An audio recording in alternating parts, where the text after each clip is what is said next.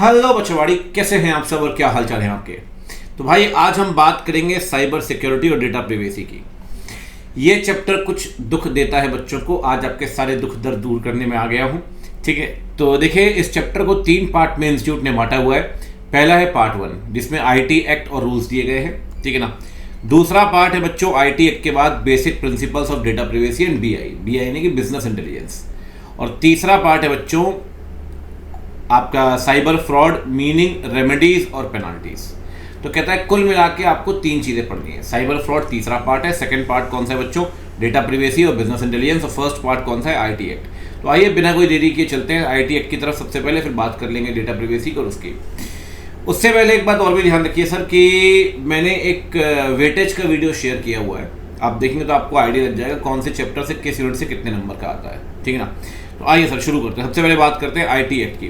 देखो ये IT act कब आया, आईटी एक्ट आया भैया ईयर 2000 में। बिल्कुल ठीक बात है सर, 2000 में आया है आपका आईटी एक्ट। आना भी चाहिए। 1 मिनट दे दो बस मुझे, उसके बाद चलते हैं कहानी लेकर आगे।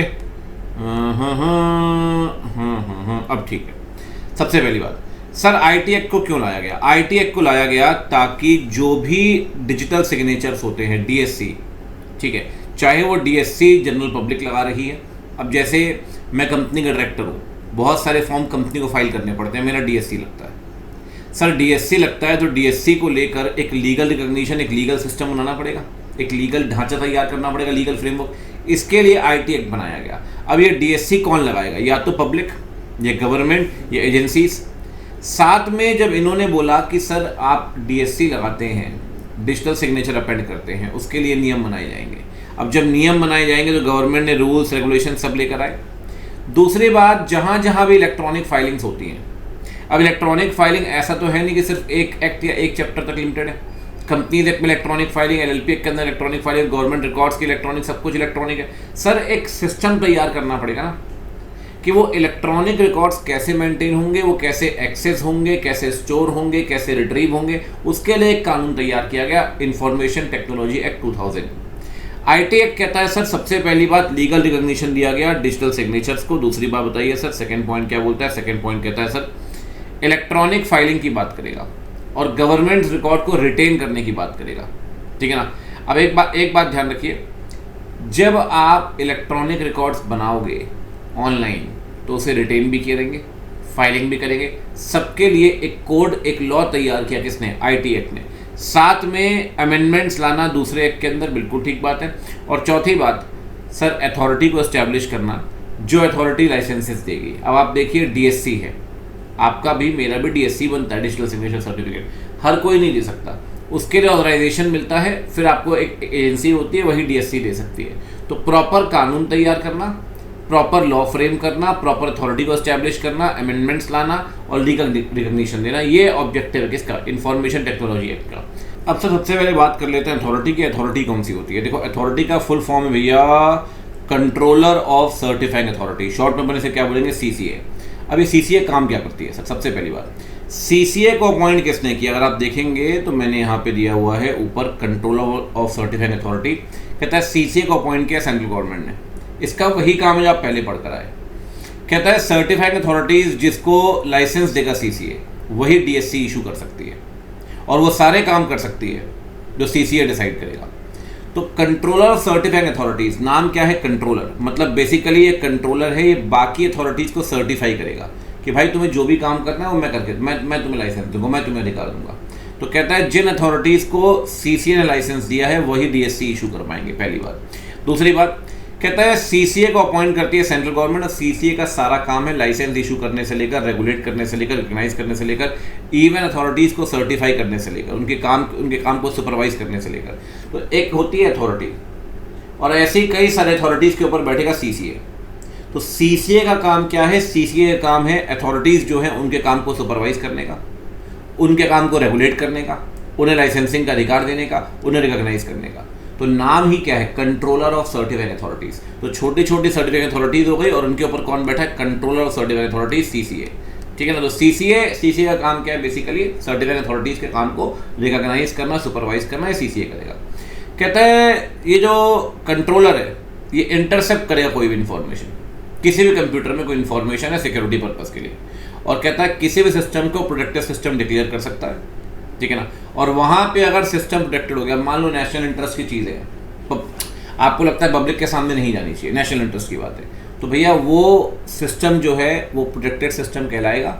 फिर पब्लिक का कोई भी बंदा उसे जनरली एक्सेस नहीं कर सकता। तो कहता है there for prevent general specific access. तो कहता है सीसीए के पास 3-4 चीज़ें हैं सर। सबसे पहला पॉइंट, सीसीए को अपॉइंट कौन करेगा, फटाफट से बोलो। सीसीए को अपॉइंट करेगी सेंट्रल गवर्नमेंट, पहली बात। दूसरी बात, सीसीए काम क्या करेगा, recognise, regulate, licensing, standardise, supervise the certifying authorities. तीसरी बात, सर्टिफाइंग अथॉरिटीज़ को अधिकार देगा डीएससी इशू करने को लेकर, और वो सारे काम करेगा जो सर्टिफाइंग अथॉरिटीज़, जो कंट्रोलर डिसाइड करेगा। बिल्कुल ठीक बात है सर, कोई दिक्कत नहीं। पांचवी बात, सीसीए किसी भी कंप्यूटर सिस्टम में इंफॉर्मेशन को इंटरसेप्ट कर सकता है, और अगर लगता है इंफॉर्मेशन है तो भैया उस सिस्टम को प्रोटेक्टेड सिस्टम डिक्लेयर कर देगा, और जैसे उसको प्रोटेक्टेड सिस्टम डिक्लेयर करेगा फिर नॉर्मल बंदे का एक्सेस वहाँ नहीं जाएगा, ठीक है ना। ये सारे काम कौन करेगा, सीसीए। आगे बढ़े सर, अगला बताइए। कहता है सर देखो, अब मेरे कंप्यूटर में रिकॉर्ड है, मैं आपको भेजता हूँ, या मेरा रिकॉर्ड आपके कंप्यूटर में जाता है, कंप्यूटर 1 कंप्यूटर 2, मैं कहलाऊँगा ओरिजिनेटर, आप कहलाएंगे रिसीवर। कहता है भेजने वाला है ओरिजिनेटर या उसका एजेंट, ठीक है ना। कहता है क्या भेजेगा सर, कोई भी इंफॉर्मेशन जो किसके थ्रू जा रही है, बाय ओरिजिनेटर, और जो कैसे जा रही है, ऑटोमेटिकली। अब एक बात बताइए, जब आप मोबाइल भी चलाते हैं तो किसी जगह पे अगर मैं कोई ऐप में पढ़ा रहा हूँ तो उसमें ऑप्शन आता है माइक्रोफोन ऑन करने का, आपका कैमरा ऑन करने का, या कई बार आप देखें तो रिपोर्ट्स जनरेट होती है, रिपोर्ट्स ऑटोमेटिकली सबमिट भी होती है। अब जैसे आपकी कंप्यूटर है, आपका लैपटॉप है, तो लैपटॉप की हेल्थ रिपोर्ट बनती है, डेल वगैरह के लैपटॉप पे आपको दिख जाएगी, वो रिपोर्ट बनती है और वो रिपोर्ट डेल के पास चली जाती है या लेनोवो के पास चली जाती है। अब वो रिपोर्ट ओरिजिनेटर के यहाँ पे बनी और ओरिजिनेटर के पास से चली गई ऑटोमेटिकली। कहता है ये भी एक जाएगी, तो कब मानेंगे डिस्पैच हुआ है? डिस्पैच तब मानेंगे बेटा जब ये किसी ऐसी जगह पहुंच जाएगी जो ओरिजिनेटर कंट्रोल से बाहर है। अब मेरा जब लैपटॉप 1 है मान लो, और ये लैपटॉप 1 से कोई रिपोर्ट बन के लैपटॉप 2 में चली गई, सिस्टम 2 में, तो सिस्टम 2 में मेरा कंट्रोल थोड़ी है सर, तो मैं कहलाऊंगा ओरिजिनेटर। तो जैसे ओरिजिनेटर के कंट्रोल से बाहर गई इंफॉर्मेशन किसी ऐसे सिस्टम में जहाँ कंट्रोल ओरिजिनेटर का नहीं है, तो आप मानेंगे डिस्पैच हुआ है। डिस्पैच तभी होगा जब आपके कंट्रोल से बाहर चली जाएगी। दूसरी बात, तीसरी बात, अगर पार्टीज कुछ और एग्री नहीं करते तो रिसीट कब होगी? रिसीट तब होगी जब ये आएगा डेजिग्नेटेड कंप्यूटर रिसोर्स में, और अगर डेजिग्नेटेड कोई कंप्यूटर रिसोर्स नहीं है तो जब एड्रेसी रिट्रीव करेगा, रिट्रीव समझते हैं, डाउनलोड करेगा, ओपन करेगा। तो दो बातें समझनी है, डिस्पैच कब, रिसीव कब। सिस्टम 1 सिस्टम 2, जिसके यहाँ से गई वो ओरिजिनेटर, जिसके यहाँ पे गई वो रिसीवर। डिस्पैच कब होगा? जब किसी ऐसे सिस्टम में जाएगी जो outside the control of originator है। रिसीट कब होगी? जब किसी डेजिग्नेटेड कंप्यूटर सिस्टम में वो डिलीवर हो गई, तो आप मानेंगे रिसीट मिल गई, हो गई, रिसीव हो गई। लेकिन अगर कोई भी कंप्यूटर आपने डेजिग्नेट नहीं किया तो कब रिसीव मानेंगे भैया? रिसीव मानेंगे जब एड्रेसी यानी कि रिसीवर इसे रिट्रीव करेगा। रिट्रीव यानी कि डाउनलोड, ओपन, कुछ भी ऐसा करेगा, ठीक है ना। तो कहता है ध्यान रखना, अगर पार्टी कुछ और डिसाइड नहीं करती तो प्लेस ऑफ डिस्पैच होगा प्लेस ऑफ बिजनेस को ही प्लेस ऑफ डिस्पैच मानेंगे। अब मैं अपने घर से स्टूडियो चला रहा हूँ, मेरा प्लेस ऑफ बिजनेस यही है, तो मेरे यहाँ से कोई फाइल दूसरे की फाइल में गई, दूसरे कंप्यूटर में गई। अब मान लो मैं बैठा हूँ दिल्ली में, मुंबई में गई, तो मैं हूँ ओरिजिनेटर और वो कौन है? एड्रेसी। तो मेरे यहाँ से जैसे ही उनके कंट्रोल में चली जाएगी, डिस्पैच हो गया। उनको जैसे ही मिलेगी आप वो रिट्रीव करेंगे, रिसीट हो गई। प्लेस ऑफ डिस्पैच क्या है? प्लेस ऑफ बिजनेस मेरा, उन प्लेस ऑफ डिस्पैच उनके लिए। प्लेस ऑफ रिसीट क्या है? प्लेस ऑफ बिजनेस उनका। तो कहता है प्लेस ऑफ बिजनेस को ही क्या मानेंगे? Place of dispatch. और same in the case of receipt, receipt के केस में प्लेस ऑफ बिजनेस को मानेंगे deem to be place of business. तो कह रहा है जिस जगह पे आप डिस्पैच करेंगे वही प्लेस ऑफ बिजनेस है। अगर आज मेरी यहाँ डिस्पैच हो रही है, मेरे घर से यहाँ से डिस्पैच हुई, तो ये प्लेस ऑफ बिजनेस है। और वहाँ पहुँच रही है मुंबई में, उसके ऑफिस में, मान लो उसका कंप्यूटर भी घर में वो डाउनलोड कर रहा है। मान लो कंप्यूटर तो खैर ऑफिस में भी लगा होगा, लेकिन डाउनलोड घर पे कर रहा है, तो रिट्रीव क्या कर रहा है? घर पे। अगर घर पे रिट्रीव कर रहा है बेटा, तो कहीं ना कहीं रिट्रीव यहाँ पे करेगा, वहाँ रिसीव होगी, और रिसीव घर पे हो रही है तो प्लेस ऑफ बिजनेस घर ही कहलाएगा। बात आ रही समझ? तो थोड़ा सा टेक्निकल है, बट थोड़ा सा टाइम लगाना पड़ता है, हो जाता है सर। ये ओरिजिनेटर, ये एड्रेसी, ये बैठा है दिल्ली में और ये बैठा है लाला मुंबई में। ये फाइल गई आपकी। सबसे पहली बार डिस्पैच कब होगी? जब ओरिजिनेटर के कंट्रोल से बाहर चली जाएगी तो आप मानेंगे डिस्पैच हो चुकी है। रिसीव कब होगी? रिसीव तब होगी जब डेजिग्नेटेड कंप्यूटर सिस्टम में प्राप्त होगी। और कोई भी कंप्यूटर अगर आपने डेजिग्नेट नहीं किया है तो जब रिट्रीव करेगा एड्रेसी, रिट्रीव मतलब डाउनलोड कर लेगा, एक्सेस ओपन कर लेगा, रिट्रीव कर लेगा। जहां रिसीव होगी वो प्लेस ऑफ बिजनेस है और जहां डिस्पैच होगी वो प्लेस ऑफ बिजनेस है। ठीक, चलिए सर आगे बढ़ते हैं। ये शुरू के 3 पॉइंट थोड़े सबसे टेक्निकल होते हैं, बट कोई दिक्कत नहीं है, पढ़ना अपने को सारा कुछ, छोड़ेंगे अपन कुछ भी नहीं। अब सबसे पहली बात ये बताइए, ऑफेंसेस कौन से हो सकते हैं सर?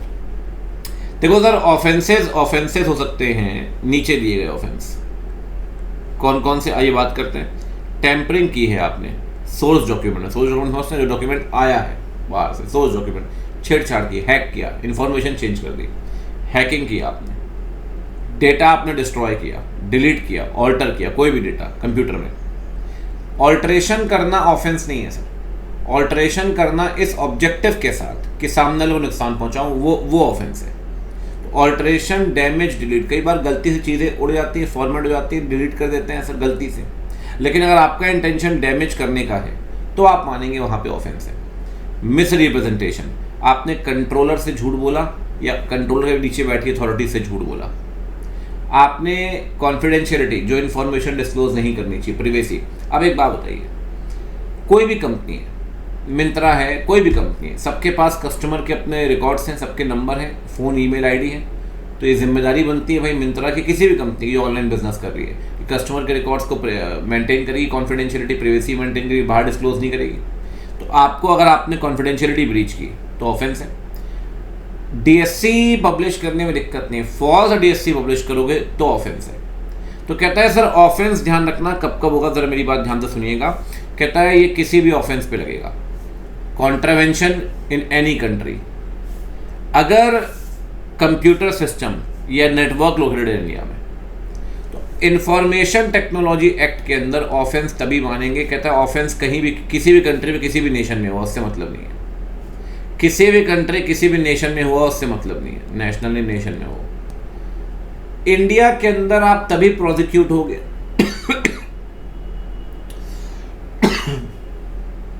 इंडिया के अंदर आप तभी प्रोसिक्यूट होगे, इंडिया के अंदर आपके ऊपर तभी मुकदमा चलेगा जब आपने कोई भी कंप्यूटर सिस्टम या नेटवर्क यूज किया है जो इंडिया में लोकेटेड है। बाहर बैठ के इंडियन नेटवर्क को हैक करके आप कोई भी ऑफेंस करते हैं सर, वो इंडिया के अंदर ऑफेंस माना जाएगा, आईटी एक्ट लगेगा उस केस में, ध्यान रखना। तो ध्यान रखो बच्चे, इस केस में कंप्यूटर सिस्टम या नेटवर्क जो इंडिया में उसको यूज़ कर रहे हैं, अगर वो इन्वॉल्व है, कंप्यूटर सिस्टम या नेटवर्क इंडिया वाला, तो ऑफेंस मानेंगे चाहे किसी भी कंट्री में किया गया हो। लेकिन ऑफेंस कहलाएगा क्या? Tampering, hacking, destruction, deletion with the intent to cause injury, misrepresentation, चाहे कंट्रोलर का उसके अथॉरिटीज़ को झूठ बोला आपने, ब्रीच ऑफ कॉन्फिडेंशियलिटी और पब्लिशिंग फॉल्स डीएससी। ठीक है सर, आइए आगे बढ़ते हैं, अगला बताइए। अब सर ऑफेंस किया है, डिस्प्यूट्स होंगे, डिस्प्यूट्स का रेजोल्यूशन भी होगा। कहता है सेंट्रल गवर्नमेंट ने अथॉरिटीज बनाई है सर जो डिस्प्यूट को रिजोल्व कराएंगे। अथॉरिटीज के पास लीगल और आईटी का नॉलेज होना चाहिए, बिल्कुल होना चाहिए सर, लीगल एंड आईटी दोनों का नॉलेज होना चाहिए।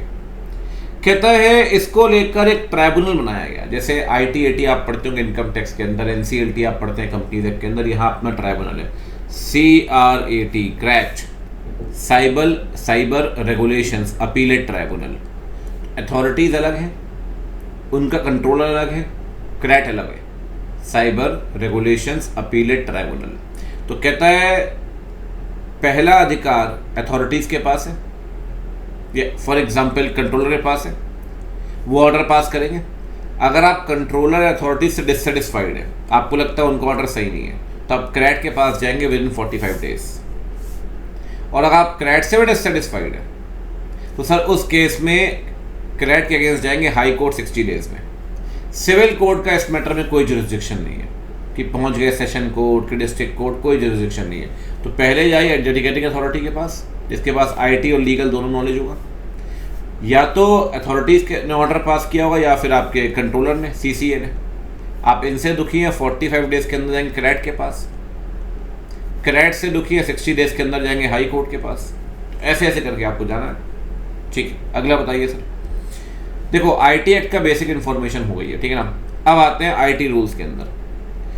तो ये थोड़ा सा इंपॉर्टेंट है, ठीक है ना। IT rules, sir IT rules में सबसे पहले बात करें डेटा प्रोटेक्शन की, क्या बोलता है। डेटा प्रोटेक्शन में बोला गया है सर, डेटा प्रोटेक्शन का मतलब है प्राइवेसी लॉज, पॉलिसीज जिसका सिर्फ एक टारगेट है, प्राइवेसी की रिस्पेक्ट करनी है, कोई भी डेटा शेयर नहीं करना।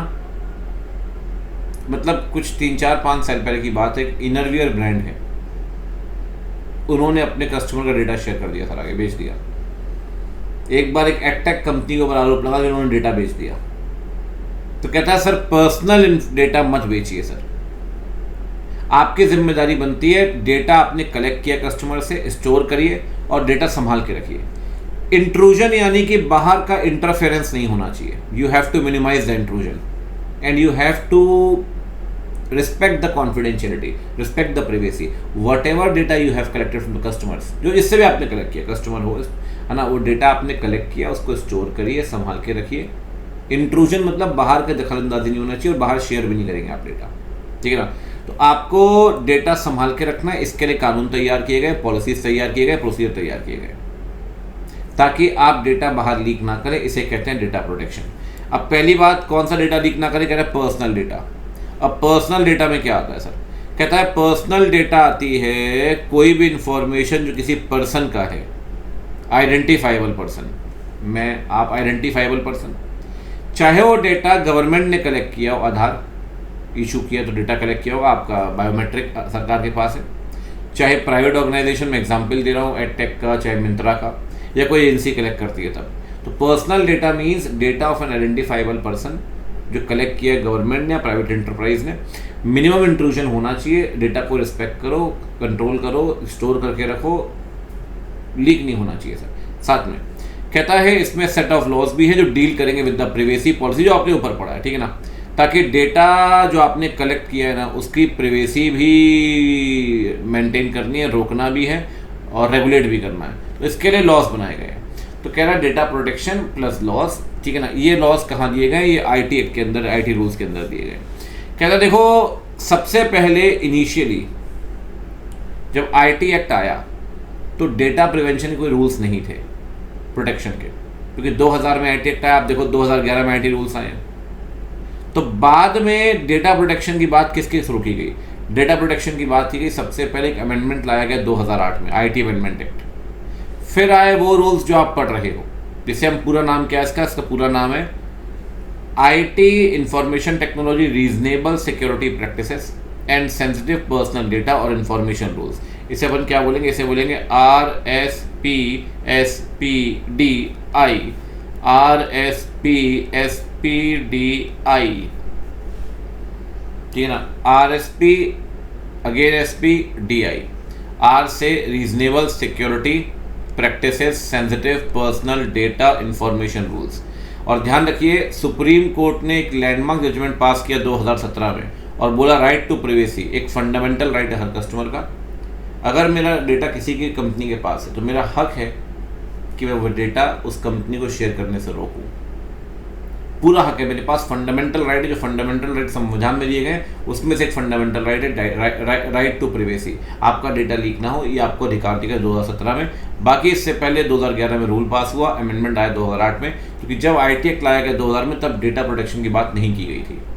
तो अब कहाँ की गई है, तो कहता है आईटी एक्ट के 2 सेक्शन है, 43A और 72A। 43A क्या बोलता है सर, 43A कहता है अगर कोई बॉडी कॉर्पोरेट कोई भी सेंसिटिव पर्सनल डेटा हैंडल कर रही है, अगर वो लापरवाह निकलती है, नेगलेक्ट मतलब लापरवाह आपके डेटा को मेंटेन करने में, जिससे जिसका डेटा लीक हुआ उसे रॉन्गफुल लॉस होगा, लेकिन जिसको डेटा मिला उसे रॉन्गफुल गेन होगा, वो बॉडी कॉर्पोरेट लायबल है डैमेजेस पे करने के लिए अफेक्टेड पर्सन को। तो अगर कोई भी बॉडी कॉर्पोरेट डेटा हैंडल कर रही है सेंसिटिव डेटा, अगर वो लापरवाही करती है रीजनेबल सिक्योरिटी मेंटेन करने में और लॉस या गेन क्रिएट करती है, मतलब जिसका डेटा देखो वो रॉन्गफुल और जिसको डेटा मिलेगा उससे रॉन्गफुल गेन, वो लायबल होगी डैमेज पे करने के लिए विद अफेक्टेड पर्सन। बिल्कुल ठीक बात है। अब दूसरी बात, एक तो डैमेज पे करना पड़ेगा 43A के अंदर। 72A क्या बोलता है, ध्यान रखना है, काफ़ी इंपॉर्टेंट है ये दोनों चीज़ें, ठीक है ना। 72A कहता है सर अगर आपने डेटा लीक किया तो पनिशमेंट अलग से होगी। अगर आपने इन्फॉर्मेशन डिस्क्लोज की जो ब्रीच कर रहे हो आप, ब्रीच मतलब कभी आपने देखा हो तो जब भी आप कोई कॉन्ट्रैक्ट करते हैं तो उसमें साइन कराते हैं भाई NDA साइन होता है, नॉन डिस्क्लोजर एग्रीमेंट, कि आपकी जो भी इन्फॉर्मेशन है वो बाहर शेयर नहीं होगी, लेकिन फिर भी शेयर कर दी। मतलब आपने एक ऐसी इन्फॉर्मेशन शेयर की जो नहीं करनी चाहिए थी, इससे ब्रीच ऑफ कॉन्ट्रैक्ट हुआ, तो पनिशमेंट तो यहाँ भी मिलेगी। पनिशमेंट यहाँ कितनी, यहाँ पनिशमेंट है 3 साल की जेल है सर, या फाइन है 5 लाख का, या फिर दोनों। तो याद कर लो, घोल के पी लो, बहुत इंपॉर्टेंट है। 43A कहता है डैमेज देने पड़ेंगे, और 72A कहता है पहली बात तो इम्प्रिजनमेंट 3 साल की, या फिर फाइन 5 लाख का, या फिर दोनों, अगर आप कोई भी ऐसी इन्फॉर्मेशन डिस्क्लोज करते हो जो नहीं करनी चाहिए सर। ठीक, चलिए आगे बढ़ते हैं। तो बच्चों ये आगे आपके डेटा प्रोटेक्शन लॉ इंडिया में। अब चलते हैं सेकंड पॉइंट में, IT जो रूल्स मैंने आपसे कहा, जो RSP SPDI रूल्स, वो अपने को पढ़ना है, ठीक है ना। SPDI रूल्स, सबसे पहली बात 2011 वाले रूल्स क्या बोलते हैं, ये इंपॉर्टेंट है कंपैरेटिवली, ठीक है ना। कहता है ये लगेगा, ये रूल किस पे लगेगा, बॉडी कॉर्पोरेट पर पर्सन पे, जो कहाँ लोकेटेड है, इंडिया में, ऑब्वियस सी बात। कहता है सबसे पहली बात, ऊपर अपन ने बोला सेंसिटिव पर्सनल डेटा आपके पास है, बिल्कुल है सेंसिटिव पर्सनल डेटा आपके पास। अब सवाल ये कि सेंसिटिव पर्सनल डेटा में आएगा क्या, तो कहता है सेंसिटिव पर्सनल डेटा में ये सारी चीजें आएंगी, दिख रही हैं आपको। सेंसिटिव पर्सनल डेटा में आपके पासवर्ड भी आएंगे, आपके credit card debit card number भी, डिटेल्स भी आएंगी, आपके बायोमेट्रिक जैसे कि DNA, आई रेटिना, फिंगरप्रिंट, वॉइस पैटर्न, ये सब आएंगे। अब आपने कभी देखा हो तो हेल्थ, जैसे एप्पल के फ़ोन में हेल्थ एक ऐप होती है, बाकी सारे अलग अलग फ़ोन से भी होती है, वो आपका हेल्थ डेटा होता है, उसमें आपकी फिजिकल हेल्थ कंडीशंस होती है, मेंटल हेल्थ कंडीशंस होती है। कहता है ये आपका सेंसिटिव पर्सनल डेटा है सर। आपको 4 चीज़ें हैं, password, credit card debit card detail, biometric information, साथ में फिजिकल, आपका साइकोलॉजिकल और मेंटल हेल्थ कंडीशन, ये चारों चीज़ें आपकी सेंसिटिव डेटा है, ये डिस्क्लोज नहीं करेंगे। अगर आप करते हैं तो अगेन 43 और 72A। साथ में एक बात और ध्यान रखिए, कोई भी इंफॉर्मेशन अगर पब्लिक डोमेन में है, मतलब हर कोई एक्सेस कर सकता है, बिल्कुल कर सकता है, अगर पब्लिक डोमेन में है तो उसे सेंसिटिव डेटा नहीं मानेंगे, that is not sensitive personal data information, ठीक है ना, उसे आप सेंसिटिव डेटा नहीं मानेंगे। आगे बढ़ते हैं। अब ये काफ़ी इंपॉर्टेंट है सर, जब भी आप डेटा कलेक्ट करेंगे आपको किन बातों का ध्यान रखना है। कहता है जब भी आप डेटा कलेक्ट करेंगे, डेटा कलेक्ट करते वक्त आपको नीचे दिए गए बातों का ध्यान रखना है। कौन कौन सी? सबसे पहली बात, जिसने भी इंफॉर्मेशन दी है ना उससे कंसेंट लो, और लेते हैं आपसे कंसेंट। कभी भी देखना जो आप बिल्कुल लंबे डिक्लेरेशन थे, आप आखिरी में यस करते हो, सबमिट कर देते हो, उनसे क्या इन्फॉर्मेशन लेनी है आपको। सबसे पहले उनसे, प्रोवाइडर से कंसेंट लो कि जो डेटा आप कलेक्ट कर रहे हो उसे लॉफुल यूज़ के लिए कर रहे हो।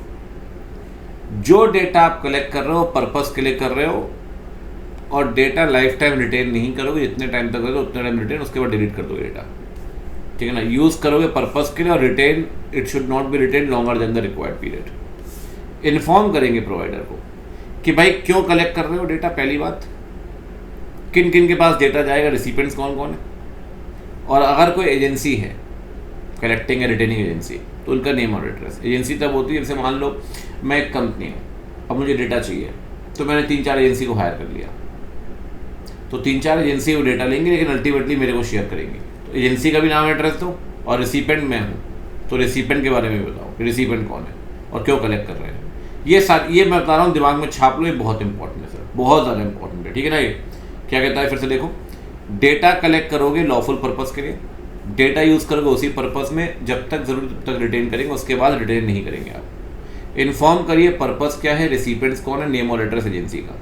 साथ में आप उससे परमिशन मांगो कि भाई आपका डेटा अगर कहीं आपने दिया है उसका हम रिव्यू करेंगे, और अगर लगता है डेटा में कुछ गलती है तो ठीक करेंगे। अगर ऐसा कुछ भी करना है आपको तो पहले परमिशन लेनी पड़ेगी, लिखा हुआ है sir, you have to obtain consent for this.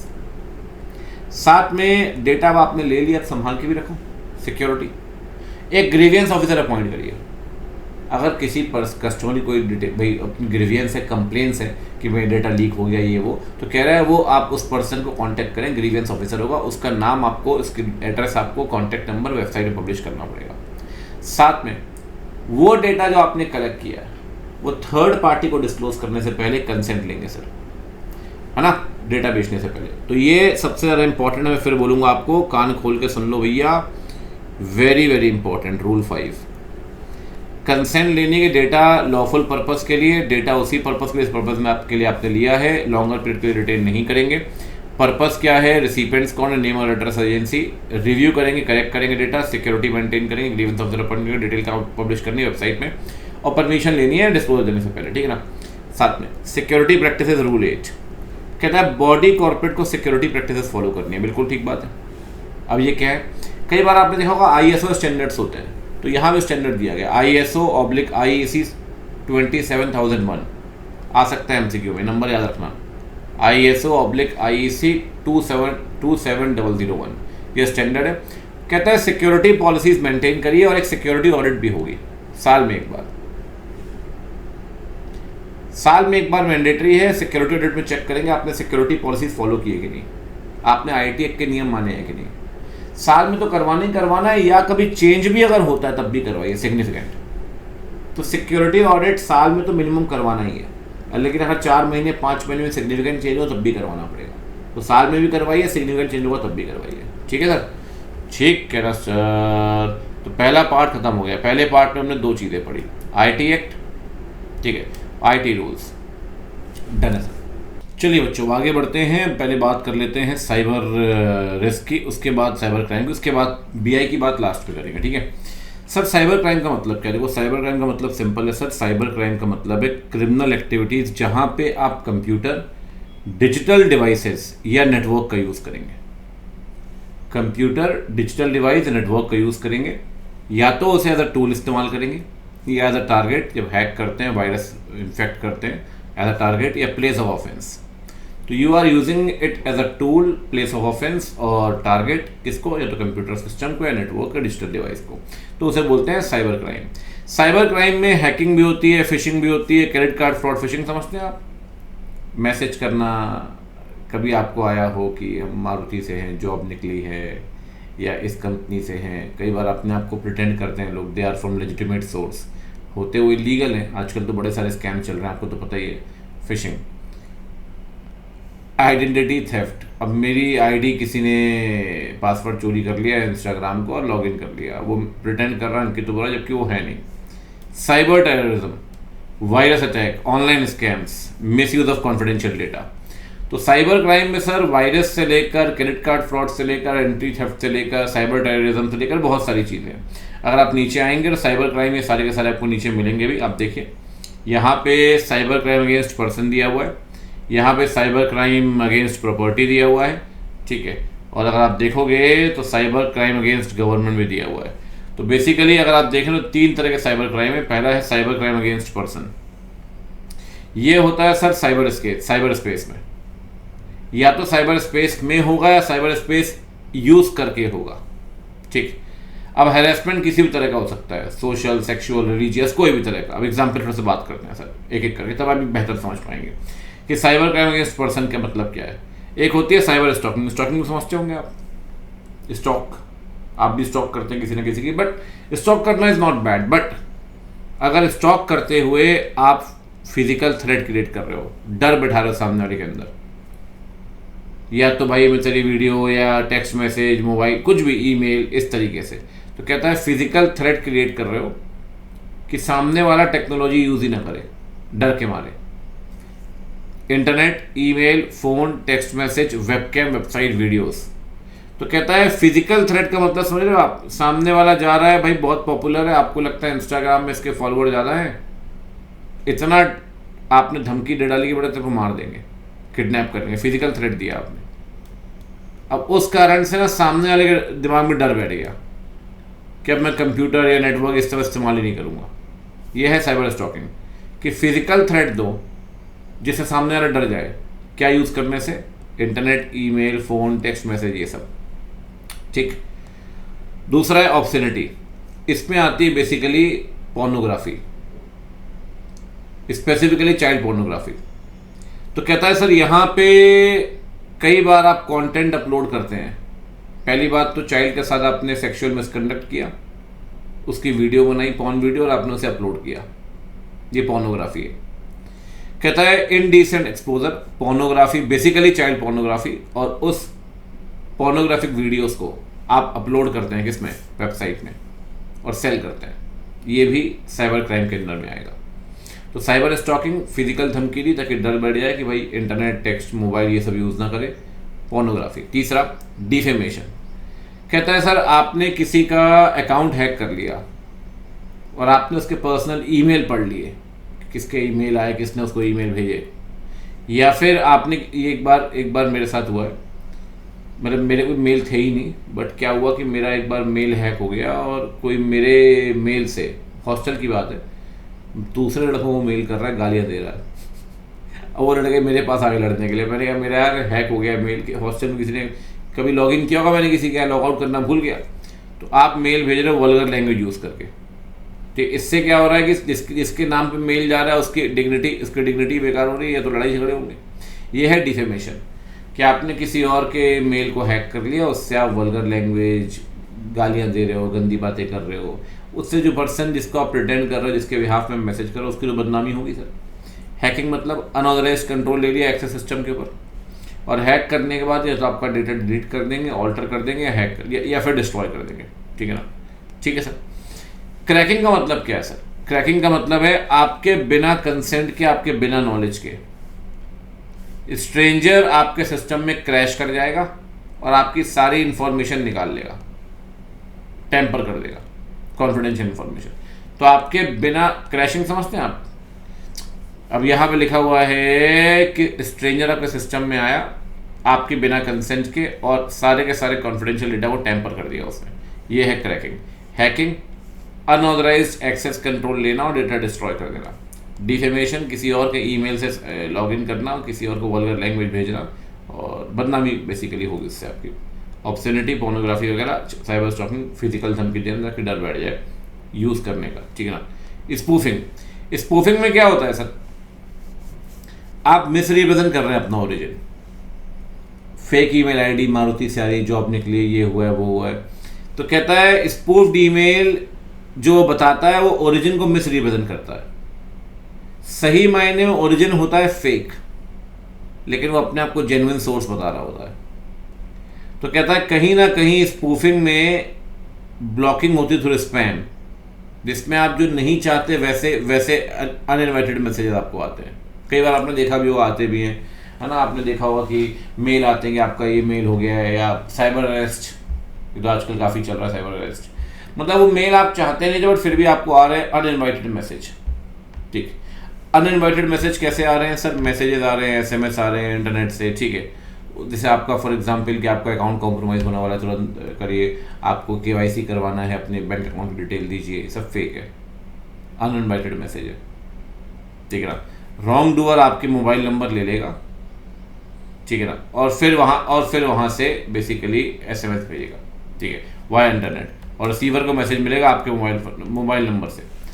तो कहता है सर इसमें दो चीज़ें होती हैं, एक तो जो मैंने आपको बताया, दूसरा क्या होता है कि आपका, मेरा मोबाइल नंबर हैक हो गया, जैसे ईमेल हैक हुआ था ऊपर, ऐसे मोबाइल नंबर, और मेरे नंबर से मैसेज जा रहा है, सामने सोच रहा है इनके मैसेज कर, जबकि कर तो हैकर रहा है, वो भी इसके अंदर आएगा।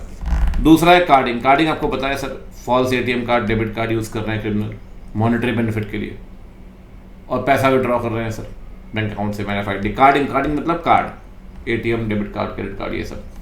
फ्रॉड में पासवर्ड चोरी करना, ठीक है, डेटा स्टोरेज, लेकिन इंटेंशन गिल्टी माइंड का है आपका। कई बार गलती से हो जाता है सर कुछ शेयरिंग, मैंने पहले भी कहा, जानबूझ के करना विद गिल्टी माइंड, तो फ्रॉड है सर। मतलब वो पर्सन जो साइबर क्राइम कर रहा है, उसे पता है कि वो कर रहा है, उसे पता है वो कर रहा है, तो फ्रॉड और चीटिंग दोनों कहलाएगी यहाँ पे। और थ्रेट, आप सामने वाले को धमकी दे रहे हो, या जान से मारने की धमकी, या तो उसको या उसके परिवार के लोगों को, और ये धमकी फिजिकल नहीं दे रहे हो आप, मतलब है तो फिजिकल धमकी, बट जाके ऐसा नहीं कि फिजिकल चले गए आप, धमकी दे रहे हो थ्रू ऑनलाइन ईमेल, रोज आते रहते हैं, किसी न किसी मंत्री को, सेलिब्रिटी को फ़ोन भी आते हैं, ईमेल भी आते हैं, मार देंगे। वो क्या है? थ्रेट। तो अगर आप धमकी दे रहे हैं या तो उस पर्सन की लाइफ को या उसके परिवार की लाइफ को कंप्यूटर नेटवर्क का इस्तेमाल करके, वो थ्रेट है। फ्रॉड, पासवर्ड चुराना, कुछ भी करना with guilty mind. Carding, debit card, credit card, ATM card false use करना, मेलाफाइड पर्पज से पैसे निकालना। स्पूफिंग मैंने आपसे कहा, आप हो कहीं और से और बता कुछ और रहे हो अपने आप को। कई बार अनइन्वाइटेड मैसेजेस आते हैं, कई बार आपका नंबर ही हैक करके मैसेजेस करेंगे, सामने लगेगा कि आप मैसेज कर रहे हो। क्रैकिंग मतलब ब्रोक कर जाएगा आपके सिस्टम में और आपका डेटा टेम्पर कर देगा सर। हैकिंग, अनऑथराइज्ड एक्सेस, आपका डेटा डैमेज कर देगा, डिफेमेशन आपके बिहाफ पे मेल करेगा, वल्गर लैंग्वेज यूज़ करेगा, ठीक है। ये है sir cyber crime against person, ठीक है। कहता है देखो साइबर क्राइम कोई लोकल इशू नहीं है सर, ये एक मेजर इशू बन चुका है ग्लोबल, क्योंकि कोई ज्योग्राफिकल बाउंड्रीज तो है नहीं। आप किसी भी कंट्री में बैठ के किसी भी कंट्री में साइबर क्राइम करिए, कोई दिक्कत नहीं। क्रिमिनल एनोनिमस रहते हैं, ठीक। कहीं ना कहीं इससे कोई specific individual, specific government effect नहीं है, सब इफेक्ट हो सकते हैं सर।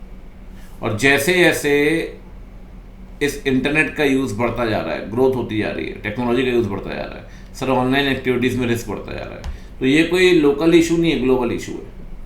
अब मुद्दे वाली बात, साइबर 3 पार्ट में डिवाइडेड है। अगेंस्ट पर्सन अपन ने सारा का सारा पढ़ लिया। अगेंस्ट प्रॉपर्टी, आओ जरा प्रॉपर्टी में आते हैं। प्रॉपर्टी में ये दिया हुआ है, अब देखो कितने पॉइंट है। Virus, hacking, vandalism, squatting. कहता है कई सारे ऑफेंसेस होते हैं जो प्रॉपर्टी को अफेक्ट करता है। अब प्रॉपर्टी को अफेक्ट कैसे करेंगे, आइए। कहता है जिस पर्सन का अधिकार है उसकी प्रॉपर्टी पे, सामने वाला अनलॉफुल एक्ट करके उस ओनर को डिप्राइव यानी कि वंचित यानी कि दूर रखेगा अपने ही अधिकार से, या तो पूरी तरीके से डिप्राइव करेगा या पार्शियली। तो कहता है ओनर को ही आपने डिप्राइव कर दिया उसके अधिकारों से, या तो पूरा डिप्राइव कर दिया या पार्शियली। तो अनलॉफुल जो एक्ट आप कर रहे हैं वो है साइबर क्राइम अगेंस्ट प्रॉपर्टी, क्योंकि प्रॉपर्टी में अगर मेरा हक है और मुझे उस हक से यूज़ करने से कोई रोकता है तो सर वो साइबर क्राइम अगेंस्ट प्रॉपर्टी कहलाएगा। अब इसमें बेस्ट एग्जांपल प्रॉपर्टी में आ सकती है sir intangible asset, copyright, patent, trademark, ठीक है ना। कॉमन फॉर्म ऑफ आईपीआर, मतलब intellectual property right. Software piracy हुई, इन्फ्रिंजमेंट ऑफ कॉपीराइट हुआ, ट्रेडमार्क, पेटेंट, डिज़ाइन, ये सब कुछ, ये बहुत ज़्यादा वायलेशंस होते हैं सर। कि सिस्टम के आने से क्या, सबको सिस्टम में, अब मूवी की स्क्रिप्ट है लैपटॉप में लिखी है, चोरी हो सकती है, बिल्कुल हो सकती है। मूवी की स्क्रिप्ट क्या है, कॉपीराइट है। गाने के लिरिक्स कॉपीराइट है। बिजनेस आइडिया, लोगो, ट्रेड नेम, ट्रेडमार्क है। तो ये सब चीज़ें हो सकती है, क्योंकि रीज़न बीइंग ये इंटेलेक्चुअल प्रॉपर्टीज़ है, ये कोई फिजिकल प्रॉपर्टीज़ नहीं है, ठीक है। स्क्वैटिंग का मतलब क्या होता है, जब दो पर्सन क्लेम कर रहे हैं सेम डोमेन नेम के लिए, या तो कह रहे हैं भाई मैंने वो पहले डोमेन नेम रजिस्टर कराया अपने नाम पे, या मैं पहले से यूज़ कर रहा हूँ उसे, जबकि दूसरे ने रजिस्टर कराया। कई बार ऐसा होता है ना कि 2020 में आपने रजिस्टर करवा लिया, तो आपका हो गया। जो कराएगा GoDaddy वगैरह आपने सुना होगा डोमेन नेम का रजिस्ट्रेशन। तो अगर दो पर्सन सेम डोमेन नेम को क्लेम कर रहे हैं, या तो क्लेम करने वाला कह रहा है मेरे नाम पे रजिस्टर्ड है, या क्लेम करने वाला कह रहा है भाई पहले से यूज़ कर रहा हूँ, यह मिलता जुलता नाम है। अब जैसे मान लो एक कंपनी का नाम है Domino's.com, अब आप लेके बैठ गए Domino's.in। हमेशा कभी भी देखना डोमेन नेम, जब कोई कंपनी बड़ी कंपनी रहती है तो 4-5 डोमेन नेम साथ में खरीद के रखती है, बिल्कुल सिमिलर डोमेन नेम। अब academy.com और .in भी लेके बैठेंगे वो, क्योंकि कोई और खरीद लेगा फिर वो आपको मिसरिप्रेजेंटेशन हो सकता है। तो बड़े कई बार ऐसा होता है कंपनी मिस कर जाती है, फिर कोई और बंदा खरीद के बैठता है सिमिलर डोमेन नेम, बड़ा महंगा बिकता है, फिर वो कंपनी बड़ी महंगे तरीके से खरीदती है उसको। तो कभी भी देखना आप। तो कहता है यार अगर दो लोग सिमिलर डोमेन नेम क्लेम कर रहे हैं, क्यों क्लेम कर रहे हैं सर? पहली बात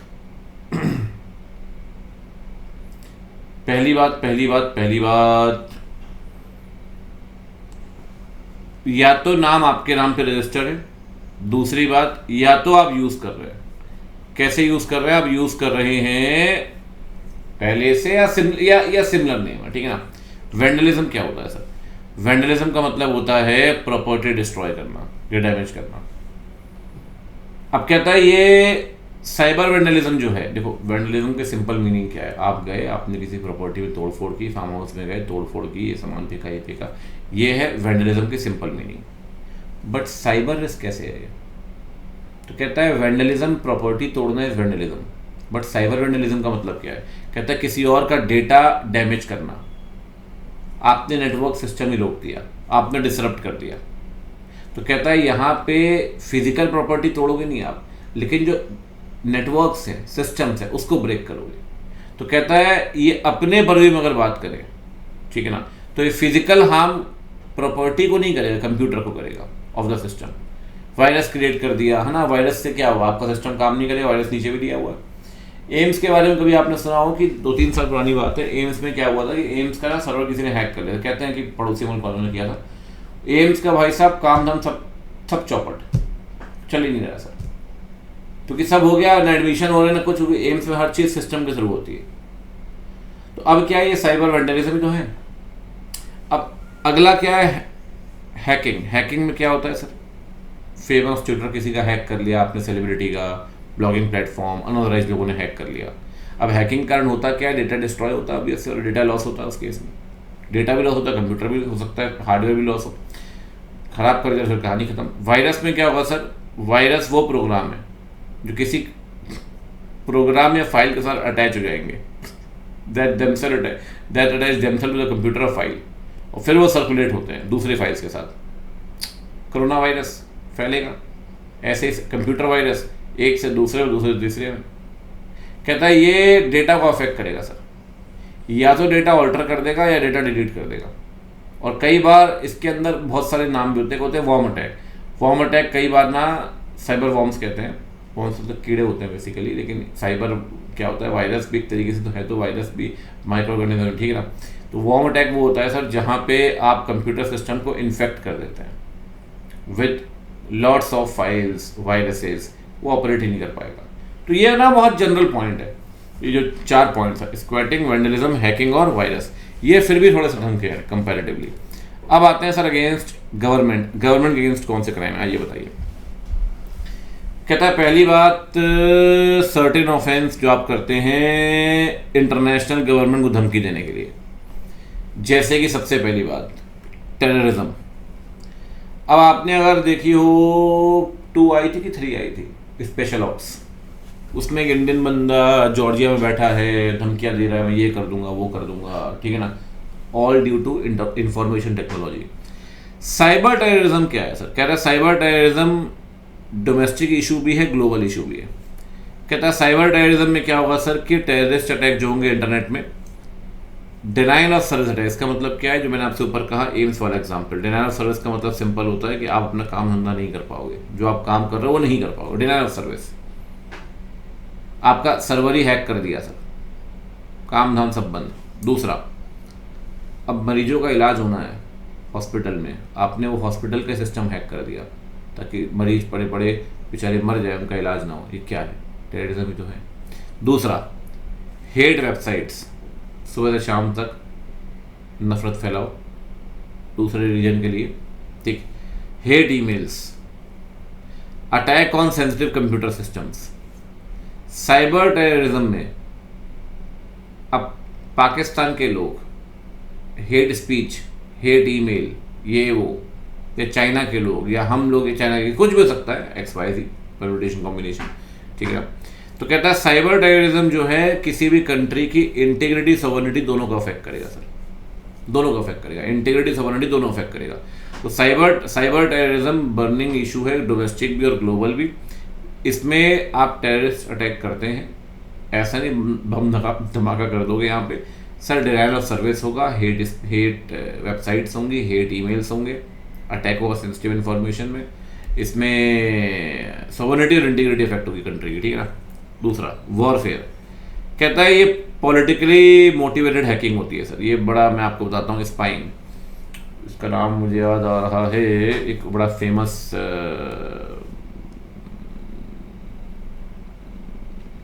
पेगासस, बड़ा फेमस एक सॉफ्टवेयर है।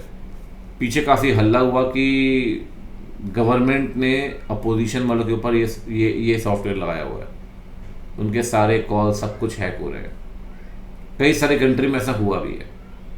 पेगासस ये हैक कर रहे हैं सर आपके मोबाइल को, आपके सिस्टम को, और स्पाइंग चल रही है कि आप क्या बात कर रहे हो, क्या सब कुछ।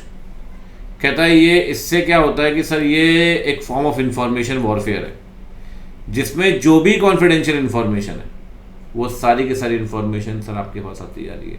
मतलब किसी बंदे का कुछ भी पर्सनल नहीं रहा, उसकी सारी चैट आप देख सकते हैं, सारे ईमेल देख सकते हैं, सारी कॉल आप सुन सकते हैं। इसका मेन कारण क्या है sir? Political motivation. BJP Congress वाले आदमी जब ये सत्ता में तो वो कर रहे हैं, वो सत्ता में तो ये कर रहे हैं, अल्टीमेटली क्या चल रहा है सुनते रहो साथ साथ में। तो कहता है सर ये कहीं ना कहीं कंट्रोवर्शियल तो है सर, बिल्कुल है सर। और कहता है ये वॉरफेयर वर्ड क्यों यूज क्यों किया? कहता है ये कुछ हद तक जैसे कन्वेंशनल वॉरफेयर समझते हैं आप, जो पुराना तरीका है युद्ध का, कह रहा है कुछ वैसे ही, बस फर्क ये कि वहां लड़ाई लड़ी जा रही है और यहाँ पे आप स्पाइंग करके पूरी इंफॉर्मेशन सामने वाले की। इससे पहले क्या होता था कि आप एक खबरी भेजते थे, मुखबिर, दूसरे एनिमी के कैंप्स में, तो ये वही तो है। आपने इस बार मुखबिर या खबरी नहीं भेजा, आपने अपना सॉफ्टवेयर लगा दिया, स्पाइंग, पेगासस। ठीक, अगला बताइए, पायरेसी। पायरेसी तो पता है सर आपको, हर जगह आपको आसपास पायरेसी दिख रही होगी, MS एक्सेल से लेकर विंडोज से लेकर, ठीक है ना। पायरेटेड सॉफ्टवेयर बेचना एक कंप्यूटर से दूसरे कंप्यूटर में, इससे क्या होता है, कई बार क्या होता है पायरेसी से ना गवर्नमेंट के ऑफिशियल रिकॉर्ड या डेटा डिस्ट्रॉय करते हैं आप। अब जैसे कई बार आप देखिए कि कुछ ऐसे प्रोग्राम से जो गवर्नमेंट को इन्फॉर्मेशन सप्लाई करते हैं, लेकिन आप पायरेटेड डाउनलोड करते हो, इससे इन्फॉर्मेशन जाएगी ही नहीं। और कई ऐसी चीज़ें हैं कि अगर आपका सिस्टम इंटरनेट से कनेक्टेड है, जो भी आप यूज़ कर रहे हैं सब शेयर होगा गवर्नमेंट से, रेगुलेटरी अथॉरिटी से। तो कई बार क्या होता है आप देखना, लोग इंटरनेट बंद करके वो सॉफ्टवेयर यूज़ करते हैं, ठीक है। एनीवेज, तो कहता है ये हो गया सर पायरेसी के बारे में ज़्यादा है नहीं। अगला है अनऑथराइज्ड इन्फॉर्मेशन। इसमें सर एक्सेस ले रहा है उस इंफॉर्मेशन का, कौन ले रहा है? टेररिस्ट। क्यों? इंटरनेट के हेल्प से, ताकि इंफॉर्मेशन प्रोसेस कर सके अपने गेन, अपने ऑब्जेक्टिव के। ऑब्जेक्टिव कौन सा? Political, religious, social, ideological. तो टेररिस्ट क्या करेगा? इंफॉर्मेशन का एक्सेस लेगा, जो इंफॉर्मेशन हर किसी के पास नहीं है, लेकिन लेगा क्यों? वो इंफॉर्मेशन का एक्सेस लेगा इन कारणों से, political, religious, social, ideological objectives, ठीक है ना। कहता है सर इसमें अनऑथराइज्ड इन्फॉर्मेशन कैसे लेगा? पहले ये बताओ। एक्सेस तो लेगा, बट लेगा कैसे? सबसे पहली बात, इसमें ना सेक्शंस भी दिए हुए हैं। कंप्यूटर को टैंपर करके, कंप्यूटर डेटा हैक करके, ऑब्ससीन इन्फॉर्मेशन आपने बहुत पढ़ा, पोर्नोग्राफी वगैरह, वो unauthorised access to protected system, breach of confidentiality and privacy, और फेक DSC। ये पॉइंट आपने ऊपर पढ़े हुए हैं, breach of privacy, fake DSC, unauthorised access, obscene information, hacking with the system और टेम्परिंग। तो 6 तरीके से अनऑथराइज्ड एक्सेस हो सकता है सर। और आप अनऑथराइज्ड एक्सेस करेंगे तो बेसिकली आपको मिलेगी वो इन्फॉर्मेशन जो पब्लिक के पास तो नहीं है, लेकिन आपके पास आ रही क्योंकि आपने अनऑथराइज्ड एक्सेस कर लिया उसमें। कौन करेगा एक्सेस अनऑथराइज्ड? टेररिस्ट। क्यों करेंगे? इन्फॉर्मेशन प्रोसेस करने के लिए। कौन ऑब्जेक्टिव क्या होगा? पॉलिटिकल, रिलीजियस, सोशल और आइडियोलॉजिकल, ठीक है सर। ठीक है सर, सब हो गया, डन। साइबर क्राइम में 2 चीज़ें बची हैं। पहली बात, साइबर लॉ कौन से हैं सर? कहता है साइबर लॉ को, साइबर क्राइम को कॉम्बैट करने के लिए IT एक्ट बनाया गया, पहली बात, ताकि एक ऐसा एनवायरनमेंट तैयार करें जिससे साइबर क्राइम को एड्रेस कर पाए सर। और कहता है IPC को भी अमेंड किया गया। अब IPC तो बदल आ चुका है, अब तो भारतीय न्याय संहिता आ चुका है। तो मेजर 2 एक्ट इन्होंने बात की है। एक पहली बात IT एक्ट, दूसरा IPC यानी कि भारतीय न्याय संहिता। ज़्यादा कुछ लिखा नहीं है इसके बारे में। अच्छा, अगला बताइए, वो ऑफेंस जो पनिशेबल किए गए हैं IT एक्ट के अंदर, जो इंटरनेट से कनेक्टेड है, ऐसे ऑफेंसेस जो इंटरनेट से कनेक्टेड और पनिशेबल है IT एक्ट के अंदर, या IPC यानी कि भारतीय न्याय संहिता हो चुका है, या किसी स्पेशल एक्ट के अंदर। तो कहता है सर 3 लॉ हैं बेसिकली, IT एक्ट वाले ये दिए गए हैं, आप देख सकते हैं, और बाकी IPC है, और कुछ स्पेशल लॉ भी दिए गए हैं। IT एक्ट में टेम्परिंग ऊपर आप पढ़ कर है, सेम पॉइंट सर, ये ऊपर ये सेम 6-7 पॉइंट आप पढ़ चुके हैं, बल्कि इसको यहाँ से काट भी सकते हैं, ये यहाँ आ ही जाएगा। Hacking with computer system, same, obscene information, unauthorised access, breach of confidentiality, publishing false data certificate, ठीक है ना। ये इंपॉर्टेंट है कंपैरेटिवली, मैं आपको बता रहा हूँ कि कौन कौन से सेक्शन बात करते हैं साइबर क्राइम को लेकर, ऑफेंसेस को लेकर। 65, 66, 67, 70, 72, 73, बीच में 2 सेक्शन गायब है। कौन कौन से? 68 और 69। तो tampering, hacking, obscene information, unauthorised access, breach of confidentiality, false DSC, fake DSC, ठीक। आईपीसी के अंदर क्या कहता है सर? आईपीसी के अंदर कहता है धमकी दे रहे हो ईमेल के through, defamatory message 499, forgery electronic records की 463, बोगस वेबसाइट बनाई है आपने, cyber scams 420 IPC, email spoofing 463, web jacking 383, hijack कर लिया आपने किसी वेबसाइट को, ईमेल अब्यूज 500, धमकी दे रहे हो ईमेल से 503, email abuse 500, defamatory message 499 by email, forgery 463, email spoofing 463, web jacking 383 और साइबर स्कैम फेक वेबसाइट्स 420। और कहता है online sale of drugs under narcotic act. Narcotic समझते हैं आप? गांजा, चरस। उस एक्ट के अंदर भी साइबर क्राइम की बात इसलिए की गई है, डार्क वेब शायद कभी आपने सुना हो कि अगर आप गांजा, चरस, एमडीएमए, हीरोइन, कोकेन बेच रही हैं, इंटरनेट से ऑर्डर ले रही हैं, तो आईटी ऑफेंस में आईटी भी इन्वॉल्व है, उसकी बात की गई है नारकोटिक्स एक्ट के अंदर। और दूसरा सेल ऑफ आर्म्स एक्ट, ये सब डार्क वेब में होता है। वैसे तो साइबर क्राइम की बात आईपीसी के अंदर भी की गई है, साइबर क्राइम की बात स्पेशल एक्ट के अंदर भी की गई है, साइबर क्राइम की बात आपकी आईटी एक्ट के अंदर भी की गई है, ठीक है ना।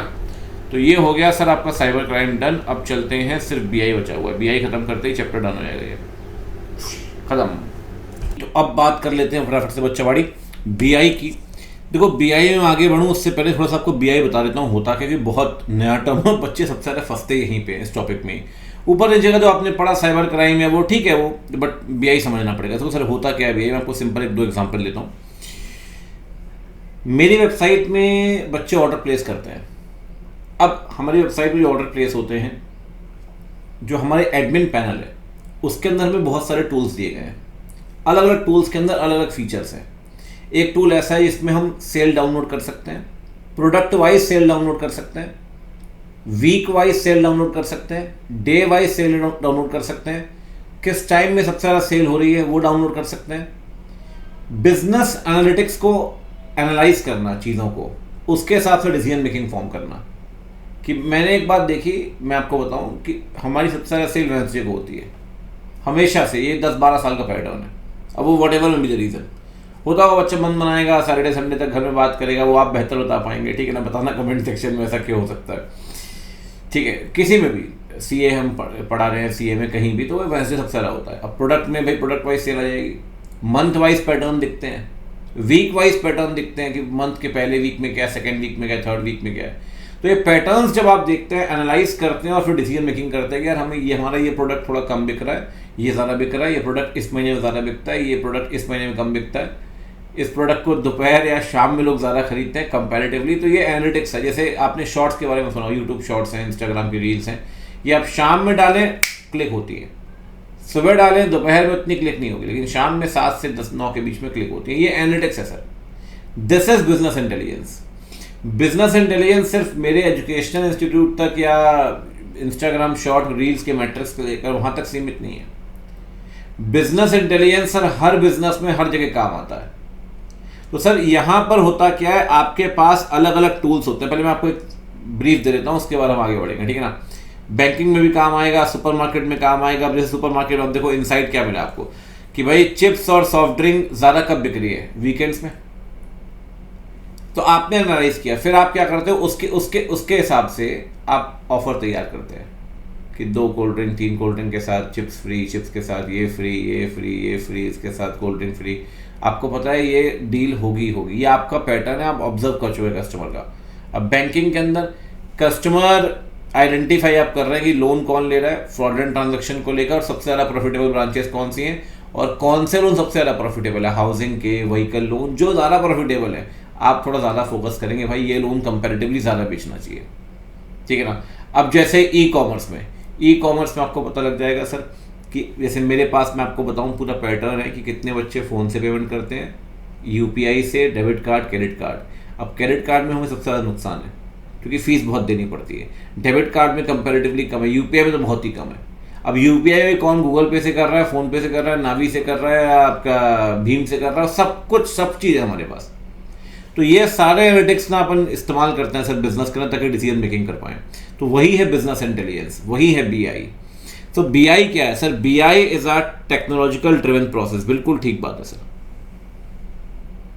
जहां पे आप डेटा को एनालाइज करोगे और एक्शनेबल, और ऑब्वियस सी बात है अपन एक्शन लेंगे, मतलब अपन डिसीजन मेकिंग करेंगे। तो बीआई का सिंपल यही मोटिव होता है सर कि आपको डेटा को एनालाइज करके प्रॉपर डिसीजन मेकिंग करनी है। ठीक है, अब वो डेटा अलग अलग तरह के होते हैं, मैंने आपको 2-3 एग्जाम्पल दिए। अगला सुनिए, कहता है ये बीआई किस में हेल्प करेगा जब आप डेटा एनालाइज करोगे। अच्छा, एक बात ध्यान रखना है, टेक्नोलॉजी के ड्रिवन प्रोसेस, टेक्नोलॉजी के बिना ये हो नहीं सकता, तभी इस चैप्टर के अंदर अपन पढ़ रहे हैं। इस डेटा को इस्तेमाल करके मैनेजर्स, एम्प्लॉयज डिसीजन मेकिंग करेंगे कि इस प्रोडक्ट को ज़्यादा हाईलाइट करते हैं, प्रोडक्ट थोड़ा कम बिक रहा है, इसको दुकान में, शॉप में, स्टोर में थोड़ा सामने लगाते हैं, इस पर थोड़ा ज़्यादा मार्केटिंग करते हैं, इस पर ऑनलाइन वेबसाइट में एसईओ ज़्यादा करते हैं, गूगल एडवर्ड्स लगाते हैं, उसके बाद डिसीजन मेकिंग करेंगे आप। कहता है ऑर्गेनाइजेशन डेटा कहाँ से कलेक्ट करेगी? या तो आपका इंटरनल डेटा होगा, जैसे हमारा इंटरनल खुद का डेटा है, या कई बार एक्सटर्नल डेटा मिलेगा आपको। अब जैसे मान लो आप ई कॉमर्स में डील कर रहे हो, तो आप पता लगाना चाहते हो ना कितने कस्टमर हैं, कितनी सेल्स होती है कॉम्पिटिटर्स की, क्या कुछ होता है, वह डेटा आपको मिलता है एक्सटर्नल। अच्छा, इंटरनल डेटा कैसे मिलेगा? इंटरनल डेटा मिलेगा जैसे हमारी वेबसाइट का डैशबोर्ड होता है, डैशबोर्ड बोलते हैं, उसके थ्रू रिपोर्ट्स बनती है, सेल्स रिपोर्ट, और कई बार ग्राफिकल चार्ट्स बनते हैं। कभी आपने स्टैटिस्टिक्स में पढ़े होंगे हिस्टोग्राम, पाई चार्ट, उसे कहते हैं विजुअलाइजेशंस। तो डेटा आप कलेक्ट करते हैं या तो इंटरनल अपने सिस्टम से या एक्सटर्नल सोर्सेस के थ्रू, और डेटा कहाँ से यूज़ करेंगे? डैशबोर्ड से, रिपोर्ट से, विजुअलाइजेशन से। ठीक है ना? कहता है गोल क्या है? गोल सर अल्टीमेटली गोल है डिसीजन मेकिंग करना। डिसीजन मेकिंग सही होगी, सेल बढ़ेगी, रेवेन्यू बढ़ेगा, एफिशिएंसी बढ़ेगी, और जब आप बेटर एनालिटिकल टूल के साथ काम करेंगे, बिजनेस करेंगे, स्मार्ट बिजनेस करेंगे, तो आपको कंप्यूटर के मुकाबले एक एज मिलेगा and you will gain competitive advantage. तो डिसीजन मेकिंग से लेकर रेवेन्यू बढ़ने से लेकर कॉम्पिटिटिव एडवांटेज, ये आपके अचीवमेंट्स, ये आपके गोल्स हैं बीआई को लेकर। ठीक है ना? आगे बढ़ते हैं सर। एक बात और सुनिए, कहता है देखो डेटा कहाँ से आएगा, उस पर अपन ने बात की। कहता है डेटा जो है वो स्टोर कहाँ करेंगे? कहता है डेटा वेयर हाउस होते हैं, डेटा मार्ट्स होते हैं। डेटा में कुछ डेटा ऐसा होगा जो पास डेटा होगा, पिछले 6 महीने का आपने डेटा उठा के देखा, भाई क्या पैटर्न है, कब सेल हो रही है, कौन से कस्टमर खरीद रहे हैं, किस रीजन से आपकी सेल ज़्यादा हो रही है। जैसे हमारी सेल कंपैरेटिवली अगर मैं बात करूँ तो नॉर्थ और वेस्ट, साउथ में थोड़ा इंग्लिश ज़्यादा चलता है, वहाँ इसलिए भी वीक है, और ईस्ट थोड़ा कंपैरेटिवली कम रहता है, बिहार तक ठीक है, फिर उसके बाद थोड़ा कंपैरेटिवली बाकी थोड़ा सा कम है। अदरवाइज नॉर्थ और वेस्ट मेन डोमिनेंट है हमारा। तो हमें पता है कि सर वो हमारा की सेंटर है, वो हमारा एपी सेंटर है, वहाँ पे हम फोकस करते हैं और वो उससे हम अच्छा काम करते हैं। तो कहता है ये हमारा 6 महीने का हमने ट्रेंड देखा, वो हिस्टोरिकल ट्रेंड है, और कई बार real time information, real time मतलब अभी बिकती जा रही है, सेल होती जा रही है, देखते जा रहे हैं हम साथ में रियल टाइम। कहता है डेटा इंटीग्रेट करें, ठीक है, डेटा यूज करें, इससे पहले डेटा को इंटीग्रेट, कंसोलिडेट, क्लीन और वैलिडेट करना पड़ेगा। इसका मतलब अब जैसे मैंने आपसे क्या कहा, डेटा आपके पास इंटरनल जगह से भी आएगा, जैसे आपके अपनी खुद की इंटरनल सेल्स रिपोर्ट बन रही है, पाई चार्ट, ग्राफ, विजुअलाइजेशंस बन रहे हैं, वो तो ठीक है। लेकिन जब एक्सटर्नल सोर्स से आता है ना, तो कई बार डेटा वेग बहुत होता है। वेग मतलब जो डेटा नहीं चाहिए वो भी आता है, जिस प्रोडक्ट में अपन डील नहीं कर रहे वो भी डेटा आ रहा है। जैसे मैं आपको बताता हूँ, ये आपको भी पता होगा, मुझे छुपाने की ज़रूरत नहीं है, ठीक है, कि CMA इंस्टीट्यूट का डेटा निकलता था किसी ज़माने में, अब तो चलो अब नहीं निकलता, टू बी वेरी प्रिसाइज, ठीक है। अब डेटा आता था पूरे इंडिया का।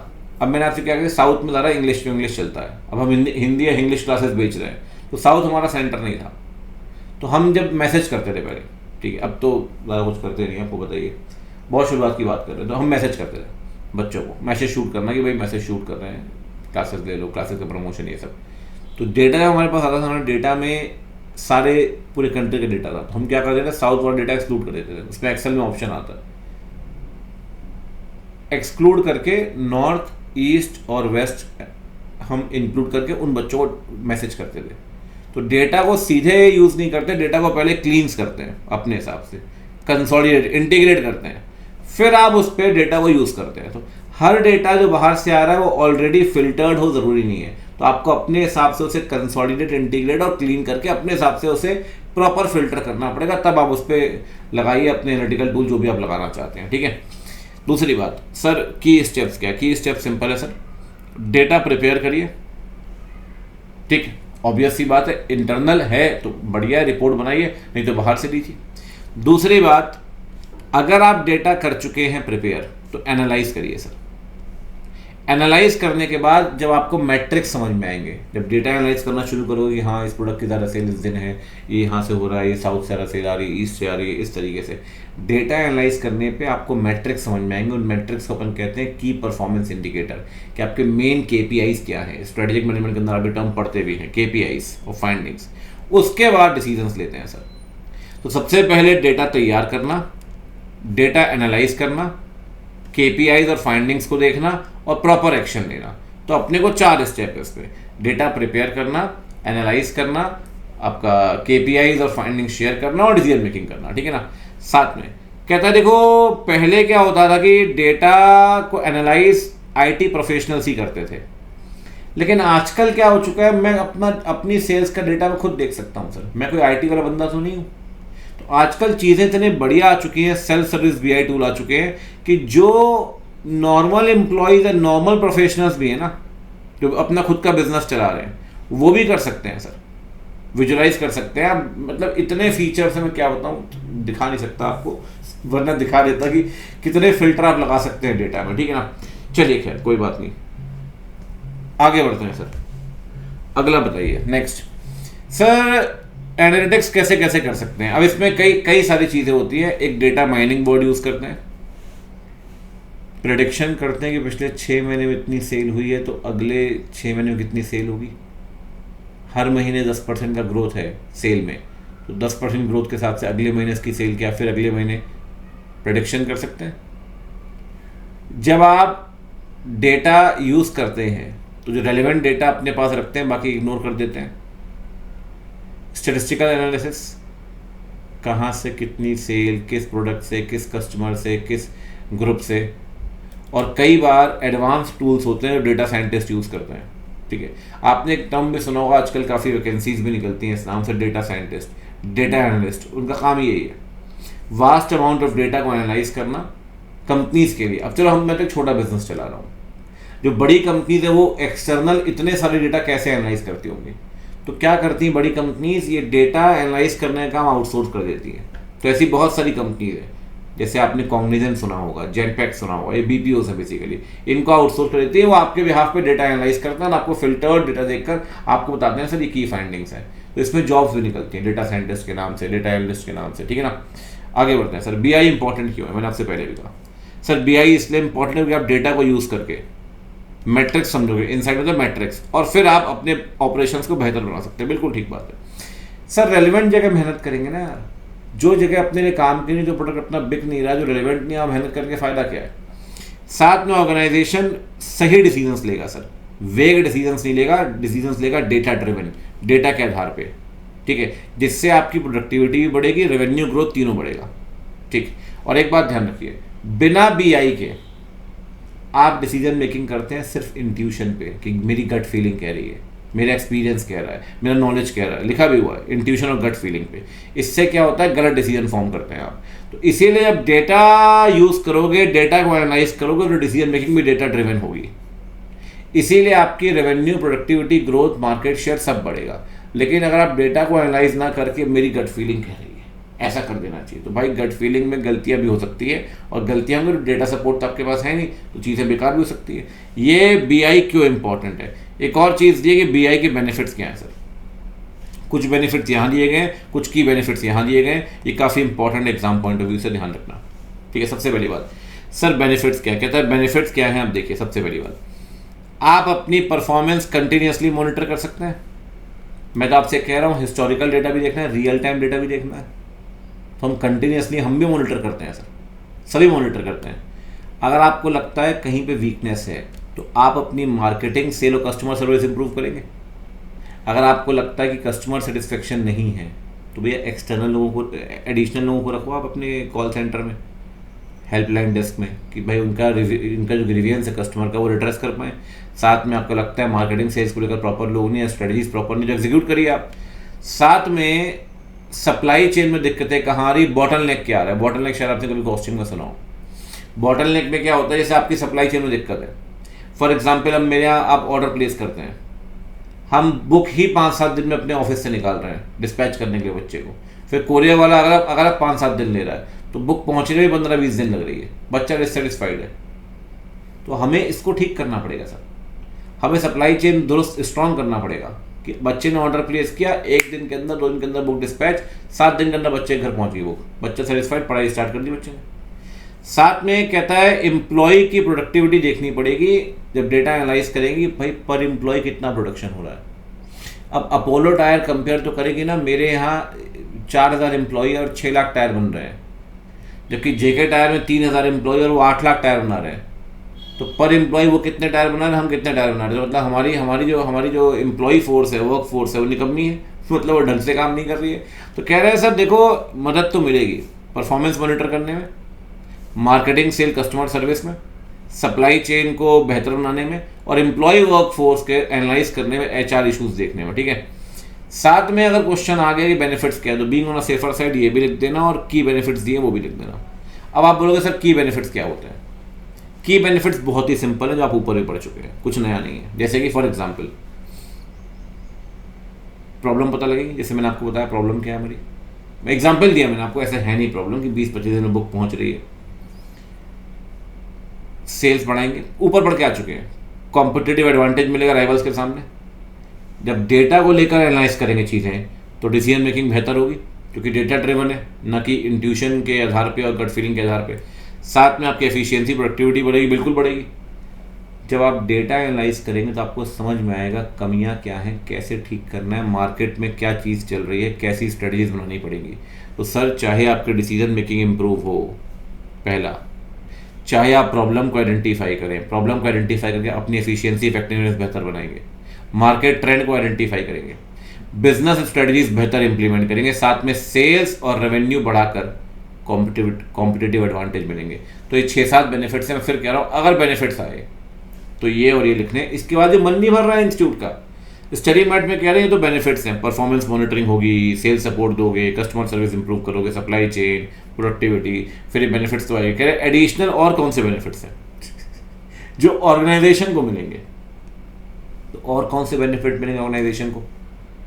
प्रोजेक्ट मैनेजर अपने प्रोजेक्ट को ट्रैक कर सकते हैं, कितना काम हो, कितना बाकी है। कॉम्पिटिटिव इंटेलिजेंस गैदर करेंगे कि आपका दूसरे कॉम्पिटिटर के मुकाबले आपका के पास ऐसी क्या यूएसपी है कि आपके गुड्स ज़्यादा बिक रहे हैं और कहाँ कमी है जिसे और बेहतर बना सकते हैं अपन। इसे कहते हैं कॉम्पिटिटिव इंटेलिजेंस, ताकि आप अपने आप को सबसे आगे ले जा सके कंपटीशन में। और साथ में जब आपके पास डेटा होगा और डेटा को एनालाइज करोगे सर, तो आप सही ऑपरेशंस चला पाओगे, सही डिसीजन मेकिंग कर पाओगे। तो मतलब ये पूरे तरीके से टाइम पास है। खैर टाइम पास तो ये दोनों भी है, बट ठीक है, अच्छी बात है, कोई दिक्कत नहीं है, ठीक है। एक बार अच्छे से कर लेना, मैं फिर कह रहा हूँ ये दोनों बहुत इंपॉर्टेंट है, ठीक है। Benefits of BI. अच्छा एक बात और देखिए सर, दिया हुआ है बीआई, उससे पहले ऊपर आ जाओ एक बार, टाइप्स ऑफ बीआई टूल्स, ठीक। अब कई तरह के बीआई टूल्स दिए हुए आप देख रहे हैं सामने। पहला दिया हुआ है एडहॉक एनालिसिस, दूसरा दिया है OLAP, mobile BI, real time BI, operational intelligence, open source BI, embedded BI, collaborative BI, location intelligence. Sir क्या बवाल है, 5 मिनट लगेंगे, आराम से जाएगा, कोई दिक्कत नहीं है। सबसे पहले एडहॉक एनालिसिस में आपने करना क्या है सर, इसमें ना जो इश्यूज हैं बिजनेस के, इसे परमानेंट तरीके से नहीं, टेम्पररी बेसिस पे आप डील करते हैं। जो आपके रोजमर्रा के इश्यूज आ रहे हैं, कोई कस्टमर डिससेटिस्फाइड है, गुड्स नहीं पहुंचेगी, वो ये होता है एडहॉक एनालिसिस। इसमें आप देखते हैं रनिंग क्वेरीज रोजमर्रा के बिजनेस एक्टिविटीज में, ठीक है ना। और ये परमानेंट इलाज नहीं है कि ठीक है यार किसी बच्चे की बुक नहीं पहुंच पाई, चलो भैया अभी डिस्पैच करो, आज डिस्पैच करो, कर दी, उसका इशू तो रिजॉल्व कर दिया, लेकिन परमानेंटली चीज़ें सिस्टम रिजॉल्व नहीं किया, जड़ से चीज़ें ठीक नहीं की, रूट कॉज अभी बना हुआ है, ठीक है। लेकिन अब आते हैं ओलैप। ओलैप का फुल फॉर्म क्या है, ऑनलाइन एनालिटिकल प्रोसेसिंग, ओलैप। इसका मतलब क्या है सर, ओलैप का मतलब सिंपल है सर, आप डेटा को एनालाइज एक जगह पे नहीं करते, मल्टीपल डायमेंशंस में। अब जैसे मैंने आपसे कहा प्रोडक्ट की सेल देख रहे हैं, तो सिर्फ प्रोडक्ट की सेल नहीं, कौन से कस्टमर, किस मंथ में सबसे ज़्यादा सेल है, किस एरिया से सबसे ज़्यादा सेल आ रही है, मल्टीपल डायमेंशंस में एनालाइज करिए। इससे क्या होगा, आपके कॉम्प्लेक्स क्वेरीज को आप रिजॉल्व कर पाएंगे, कैलकुलेशंस को। तो जहाँ मल्टीपल डायमेंशंस में आप चीज़ें ठीक करेंगे वो है ओलैप। एडहॉक में टेम्पररी बेसिस पे रनिंग क्वेरीज लेंगे। मोबाइल बीआई, मोबाइल बीआई जैसे मैंने आपसे पहले भी कहा सर, डैशबोर्ड मिलता है आपको, बीआई डैशबोर्ड स्मार्टफोन और टैबलेट में। डैशबोर्ड के अंदर वही पाई चार्ट्स, वही ग्राफ, वही हिस्टोग्राम्स, वही विजुअलाइजेशन टूल्स मिलेंगे आपको। उतने नहीं मिलते जितने लैपटॉप में मिलते हैं, तो कहते हैं लिमिटेड टूल्स मिलेंगे। और एक्सेस, क्विक एक्सेस, फटाफट से अगर मुझे सेल देखनी है, सेल्स रिपोर्ट, अब मैं ट्रैवल कर रहा हूँ तो मेरे पास लैपटॉप तो नहीं है, मोबाइल में खोल लिया, देख लिया, तो लिमिटेड मिलेगा बट मिलेगा। तो यहाँ मोबाइल टैबलेट के लिए इसे कहते हैं क्या, mobile BI. Real time BI क्या है, जैसे जैसे डेटा क्रिएट होगा, यहाँ सेल होती जा रही है, हम एनालाइज करते जा रहे हैं साथ साथ में। इससे आप पता लगाएंगे कस्टमर बिहेवियर क्या है, मार्केट्स क्या है, कहाँ से आपकी सेल सबसे ज़्यादा आ रही है। और कहता है यहाँ पे कई बार ना जो डेटा है उससे भी आप कर सकते हैं। जैसे फॉर एग्जांपल अब हम बात करते हैं रील की, हम बात कर रहे थे ना, मैट्रिक्स से वहाँ भी होते हैं, चाहे इंस्टाग्राम की रील हो, चाहे आपके क्या कहते हैं आपका यूट्यूब के अंदर शॉर्ट्स हों। तो जब भी आप शॉर्ट अपलोड करते हैं, वो अपलोड करते हैं, साथ में वो एनालिटिक्स का एक ऑप्शन आता है यूट्यूब में, आप वहाँ देखते रहते हैं, वहाँ रियल टाइम आता है, कितने व्यू हो गए, कितने वॉच टाइम हो गए, कितने लाइक्स आ गए, सब कुछ। अब ये रियल टाइम चल रहा है सर, स्ट्रीमिंग डेटा का इस्तेमाल कर रहे हैं आप। इससे आप देखते हैं कस्टमर का बिहेवियर क्या है, कौन से आपकी वीडियो ज़्यादा चल रहे हैं। मैं एग्जाम्पल दे रहा हूँ, देखो बीआई में मैंने होटल का भी एग्जाम्पल लिया, यहाँ का भी दिया, बहुत सारे एग्जाम्पल हो सकते हैं, ठीक है ना। तो कह रहा है यहाँ एनालाइज करेंगे, जैसे डेटा क्रिएट होगा आप एनालाइज कर लो रियल टाइम बेसिस पे, कस्टमर बिहेवियर ऑपरेशंस को एनालाइज करने के लिए, ठीक है ना। साथ में ओआई क्या होता है, ओआई होता है सर ऑपरेशनल इंटेलिजेंस। यहाँ पर आप ऑपरेशनल इंसाइट्स देखते हैं, डिलीवरी में दिक्कत आ रही है, मैन्युफैक्चरिंग में दिक्कत है, आरएम का ढंग से स्टोर नहीं कर पा रहे हो, मैन्युफैक्चरिंग डिफेक्ट आ रहे हैं, यहाँ पे ऑपरेशनल इंसाइट्स देखते हैं। ये भी रियल टाइम पे ही होता है सर। इससे मदद किसको मिलती है, मैनेजर और स्टाफ को, बिल्कुल ठीक बात है। और कहता है कई बार ना ओपन सोर्स बीआई क्या होता है, जैसे ओपन सोर्स बीआई, जैसे आजकल आप देखो चैट जीपीटी है।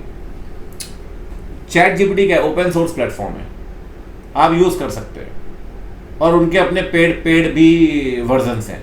तो कहता है open BI is like free community versions भी है और पेड कमर्शियल वर्जन्स भी है। तो फ्री में भी यूज़ कर सकते हैं बाकी यूज़र्स, और पेड भी यूज़ कर सकते हैं, ठीक है। अगला है एम्बेडेड बीआई। एम्बेडेड का मतलब होता है जो किसी चीज़ के साथ जुड़कर आया है, एम्बेडेड। तो कहता है एम्बेडेड बीआई के, जैसे मान लो मैंने एक सॉफ्टवेयर परचेज किया, उसमें साथ में बीआई आ गया। अब आजकल आप देखो, आप फ़ोन खरीदते हैं, साथ में एआई आता है, जेमिनाई है, जो भी है वो एम्बेडेड एआई है। ऐसे एम्बेडेड बीआई भी होता है। तो कहता है यहाँ पे विजुअलाइजेशन फीचर्स जो है वो ऑलरेडी इंटीग्रेट होते हैं बिजनेस एप्लीकेशंस में। तो उससे क्या होता है कि जो भी आप ऐप यूज़ कर रहे हैं वो एनालाइज कर देगा आपके लिए। बेस्ट एग्जांपल मैं आपको देता हूँ, स्क्रीन टाइम। आपके फ़ोन में एक स्क्रीन टाइम का एप्पल में आता है, मुझे एंड्रॉयड पता नहीं, डेली बेसिस पे आप चेक कर सकते हैं आपका स्क्रीन टाइम क्या है। वो हमने नहीं इंस्टॉल की उस ऐप को, वो ऑलरेडी आई है। तो एम्बेडेड भी आई है वो, जितने भी ऐप हम यूज़ कर रहे हैं सबका स्क्रीन टाइम वो निकालते रहते हैं। तो वो साथ में आया हुआ है सर, इसीलिए कहते हैं एम्बेडेड भी आई, ठीक है। और जितने भी ऐप आप यूज़ कर रहे हैं वो वहाँ से डेटा एनालाइज कर लेगा। तो कभी आपने देखा भी होगा, अगर जब आप कोई ऐप ओपन करते हैं तो उसमें ऑप्शन आता है कि क्या आप डेटा शेयर करना चाहते हैं, ठीक है। जैसे हेल्थ का डेटा, कितने स्टेप आप वॉक कर रहे हैं। एंड्रॉयड में शायद डाउनलोड करना पड़ता है, iOS में ऑलरेडी आता है हेल्थ के नाम से, हेल्थ एक ऐप होती है। एम्बेडेड बीआई, कोलैबोरेटिव बीआई, यहाँ पे क्या है सर, यहाँ पे क्या है, साथ में नहीं आएगा, आप उस बीआई टूल में कोलैबोरेट कर सकते हैं फीचर्स। अब कोलैबोरेट मतलब जैसे कभी मैं आपको बताऊँ कैनवा होता है, या एक और एग्जाम्पल, कैनवा तो है ही, बहुत सारे हैं सर, जिसमें मैं पढ़ा रहा हूँ ना अभी ये, इसमें भी ऑप्शन है। एग्जाम्पल दिखाता हूँ कोलैबोरेशन का। मैंने अपग्रेड में क्लिक किया, ठीक है। अब आप देखो ये मेरे को कितने सारे प्लान शो करेगा, देखते जाना वो साहब। इसमें कोलैबोरेट करने के इतने फीचर्स हैं, आप देखो, basic, pro light, pro plus, pro unlimited, देख रहे हो आप। अब इसमें आप देख रहे हो, जैसे गाड़ी खरीदते हैं आप, इसमें मिलेगा नहीं, इसमें मिलेगा। फिर कुछ चीज़ें इसमें भी नहीं मिलेंगी, नीचे आप जाओ, वो इसमें मिलेंगी। यहाँ भी मिल जाएंगी। तो ये क्या है, कोलैबोरेटेड बीआई है। अगर मुझे इसमें एनालाइज करना है चीज़ों को तो मैं ऐड करता जाऊँगा, पैसे लेता जाऊँगा, मिलता जाएगा मुझे एडिशनल फीचर। तो कहता है इसमें आप कोलैबोरेट कर सकते हैं, ठीक है ना, ताकि डेटा एनोटेट कर सके, फाइंडिंग को डिस्कस कर सके उस हिसाब से। तो इसे कहते हैं कोलैबोरेटेड यूआई। अब लोकेशन इंटेलिजेंस कहता है, ये बात करता है सर मेनली, जो मैं आपसे पहले भी कह चुका हूँ, आपके लोकेशन डेटा पे, जियो पॉलिटिकल डेटा पे। इससे आप देखते हैं कि सर आपका जियोग्राफिक एनालिसिस, मतलब कहाँ सबसे ज़्यादा सेल आ रही है, कहाँ में फोकस करना चाहिए, और कहाँ में मेन फोकस करना है मार्केटिंग में, और कहाँ की लॉजिस्टिक्स हमको इम्प्रूव करनी है। आपकी मेन सेल आ रही, मान लो आप ज्वेलरी बेचते हैं ऑनलाइन, आर्टिफिशियल ज्वेलरी, आपकी मेन सेल यूरोप से आ रही है, तो ऐड लगाओ यूरोप के अंदर, और अफ्रीका में ऐड लगाने की ज़रूरत नहीं है ना यार। और अपना सप्लाई चेन लॉजिस्टिक मजबूत करिए। लॉजिस्टिक समझते हैं, गुड्स भेजना यूरोप के अंदर, मार्केटिंग करो तो प्रॉपर तरीके से। ये कहलाता है लोकेशन बीआई, ठीक है ना। एडहॉक में रनिंग क्वेरीज देखते हो और टेम्पररी बेसिस पे सॉल्व करते हैं। ओलैप में मल्टीपल डायमेंशंस में कॉम्प्लेक्स क्वेरीज, ठीक है। साथ में आपका इसके बाद मोबाइल बीआई में मोबाइल टैबलेट, लिमिटेड फीचर्स मिलेंगे लेकिन मिलेंगे। रियल टाइम में जैसे जैसे डेटा क्रिएट होगा एनालाइज करते हुए चलेंगे, कस्टमर बिहेवियर का पता चलेगा और अपन डिसीजन मेकिंग करेंगे। ऑपरेशन इंटेलिजेंस में सर यहाँ भी रियल टाइम होता है, लेकिन ऑपरेटिंग इनसाइट्स आप बेसिकली देंगे मैनेजर को और स्टाफ को। ओएसबीआई में क्या है, आपको फ्री वर्जन भी मिलेगा और पेड कमर्शियल वर्जन भी मिलेगा। एम्बेडेड में क्या है, वो साथ में एम्बेड होके आता है, अपेंड होके आता है ऐप के साथ, जो भी ऐप आप यूज़ करते हैं उसका डेटा एनालाइज करता है। कोलैबोरेटिव में क्या है कि आपको कोलैबोरेटिव फीचर मिलेगा, आप ऐड करो, कोई दिक्कत वाली बात नहीं। और एलआई के अंदर सर कहाँ से आप बैठे हैं, कहाँ से ऑपरेट कर रहे हैं, वो सब कुछ पता लग जाएगा बिजनेस चलाने वाले को। अकॉर्डिंगली वो अपनी मार्केटिंग वहीं फोकस करेगा, अपने लॉजिस्टिक्स, अपने प्रोडक्ट को वहाँ ज़्यादा फोकस करेगा जहाँ से उसको सबसे ज़्यादा सेल आ रही है, ठीक है। अब चलते हैं सर आगे। प्लेटफॉर्म कौन से हैं बेटा, ये है टूल, है ना, और ये है प्लेटफॉर्म। कहता है मॉडर्न बीआई टूल्स में क्या आ सकता है। मॉडर्न बीआई टूल्स में मैंने आपसे पहले भी कहा, ग्राफ, चार्ट, इन्फोग्राफिक समझते हैं, चैट जीपीटी निकाल के देता है, कभी आप इमेज देखना। इन्फोग्राफिक ये है सर बेस्ट एग्जांपल, ये इन्फोग्राफिक इमेज है सर। ग्राफिक्स भी है, इंफॉर्मेशन भी, इन्फोग्राफिक, ये भाई इन्फोग्राफिक ये है, ठीक। Graph, chart, infographic for easy understanding.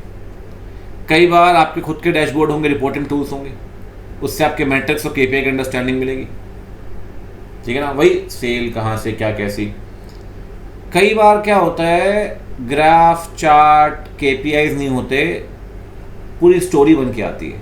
कभी शायद आपने देखा भी हो पीपीटी बन के, जिसमें जैसे मैं बताता हूँ आपको, एक 3-4 साल पहले की बात है, मैं अकेडमी में पढ़ा रहा था, तो उनके ना टीचर्स जो पूरी वीडियो बन के आई, इतनी बेहतरीन वीडियो थी, उसमें सब दिया होता है। मेरे सबसे सारे स्टूडेंट किस एरिया से थे, एक गांव है हिमाचल का जहाँ 500 लोग रहते हैं, वहाँ से एक बच्चा हमारी लाइव क्लासेस देख रहा था, लड़की थी बल्कि, लाइव क्लासेस देख रही थी, है ना। इतना ज़बरदस्त था, उसमें पूरे मैट्रिक्स थे, पूरी स्टोरी बनाई हुई थी। उसे कहते हैं स्टोरी टेलिंग फीचर। उसमें विजुअल्स भी होंगे, प्रेजेंटेशन, प्रॉपर वीडियो थी वो हमारे पास, वो भी बीआई था सर। साथ में मैनेजमेंट फीचर को डिप्लॉय करेंगे आप, जैसे कि मॉनिटरिंग, परफॉर्मेंस ऑप्टिमाइजेशन, वो आप लगा सकते हैं, कोई दिक्कत नहीं है। तो पहली बात डेटा विजुअलाइजेशन टूल, जिसमें आपके ग्राफ, चार्ट, इन्फोग्राफिक ये सब आएंगे। डैशबोर्ड, केपीआई, मैट्रिक्स को एनालाइज करेंगे आप।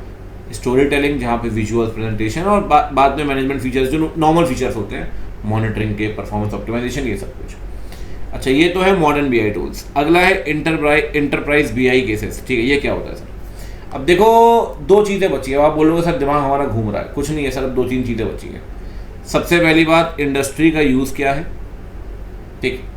दूसरी बात, बीआई टीम्स।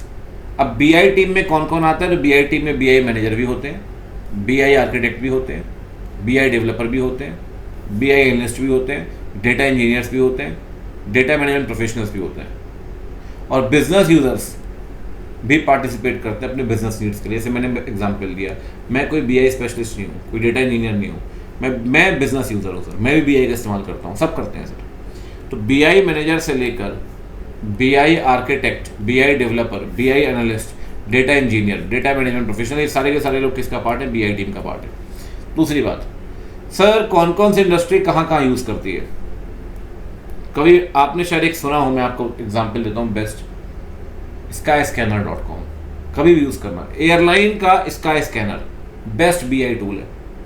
आपको दिल्ली से मुंबई जाना है, किस वेबसाइट में सबसे कम प्राइस मिलेगा आपका, वो स्कैनर आपको दिखा देगा सर,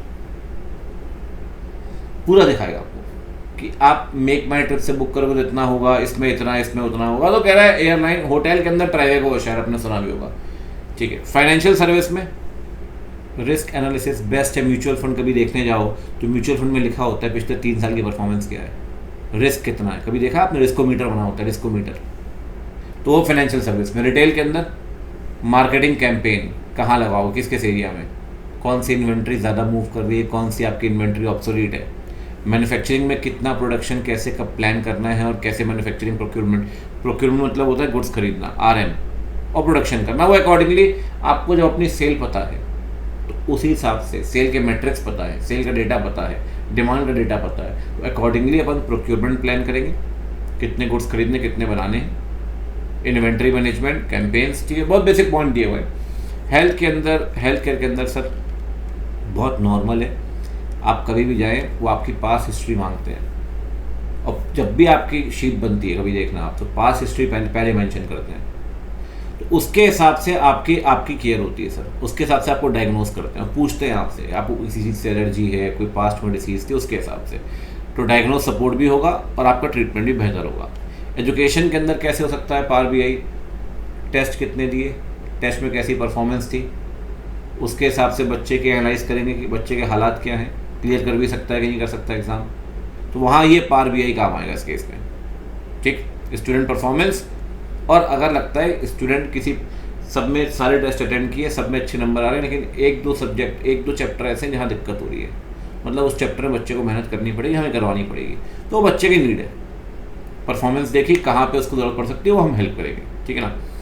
एक आखिरी पॉइंट है सर, मैंने आपसे ऊपर भी कहा सर, एक बात बताइए, यूज़ तो बिजनेस भी कर रहा है, इंडस्ट्री भी अलग अलग कर रही है, ठीक, इंटरप्राइज कैसे यूज़ करेगी सर BI को? सेम पॉइंट जो आप पहले ही पढ़ के आ चुके हैं, नया इसमें कुछ भी नहीं है, कुछ भी नया नहीं है। बिजनेस परफॉर्मेंस मॉनिटर करेंगे, मैट्रिक्स देखेंगे, डिसीजन मेकिंग करेंगे, आप अपनी बिजनेस प्रोसेस को और बेहतर बना सकते हैं सर, और बेहतर बना सकते हैं। ट्रेंड्स का, पैटर्न्स का पता चलेगा आपको कि यार इस प्रोडक्ट की तो लगातार सेल डिप होती जा रही है यार, या इसकी सेल तो बढ़ रही है, या इस महीने में इसकी सेल बढ़ेगी। जैसे कभी भी आप देखना, एक बड़ा अच्छा ट्रेंड आया था बजाज के बारे में, बजाज के शेयर प्राइस के बारे में पढ़ रहा था कई साल पहले की बात है, कि बजाज का शेयर प्राइस नॉर्मली कहते हैं जून से बढ़ना शुरू हुआ था, जून जुलाई अगस्त में। बोले उसका एक रीज़न है कि रूरल इकनॉमी, आज भी एग्रीकल्चर इकनॉमी इंडिया की, अच्छा मानसून आया, अच्छी फसल होगी, अच्छा पैसा कमाएंगे, और जब पैसा कमाएंगे तो फिर बाइक खरीदेंगे। ये कोई रिलेट नहीं कर पाए चीज़ों को, लेकिन है। और फिर यही चालू होता है आपका जुलाई अगस्त से, और धनतेरस तक चलता है। ये सब मैट्रिक्स ही तो है, ये पैटर्न ही तो है, ठीक है ना। तो कहता है इन सबको एनालाइज करो, कस्टमर के इनसाइट्स देखो, कस्टमर क्या चाहता है, कब चाहता है, सही डिसीजन मेकिंग करो, उससे आपकी परफॉर्मेंस बेहतर होगी, एफिशिएंसी इंप्रूव होगी, ठीक है ना। ये है सर इंटरप्राइज के लिए, ये अलग अलग इंडस्ट्रीज़ के लिए मॉडर्न BI टूल्स मैंने आपको बताया, dashboard, visualisation tools, story telling, बाकी ये टूल्स तो ये दिए हुए हैं, बेनिफिट्स मैंने आपको बता दिए हैं, और चैप्टर इसी के साथ खत्म हो गया है। अगर आपने यहाँ तक देखा तो बताइए ज़रूर कैसा लगा, ठीक है, ताकि हम और भी आगे चीज़ें कर सकें, ठीक है। मिलते हैं सर अगली वीडियो में, तब तक के लिए बॉय टेक केयर, सी होती है।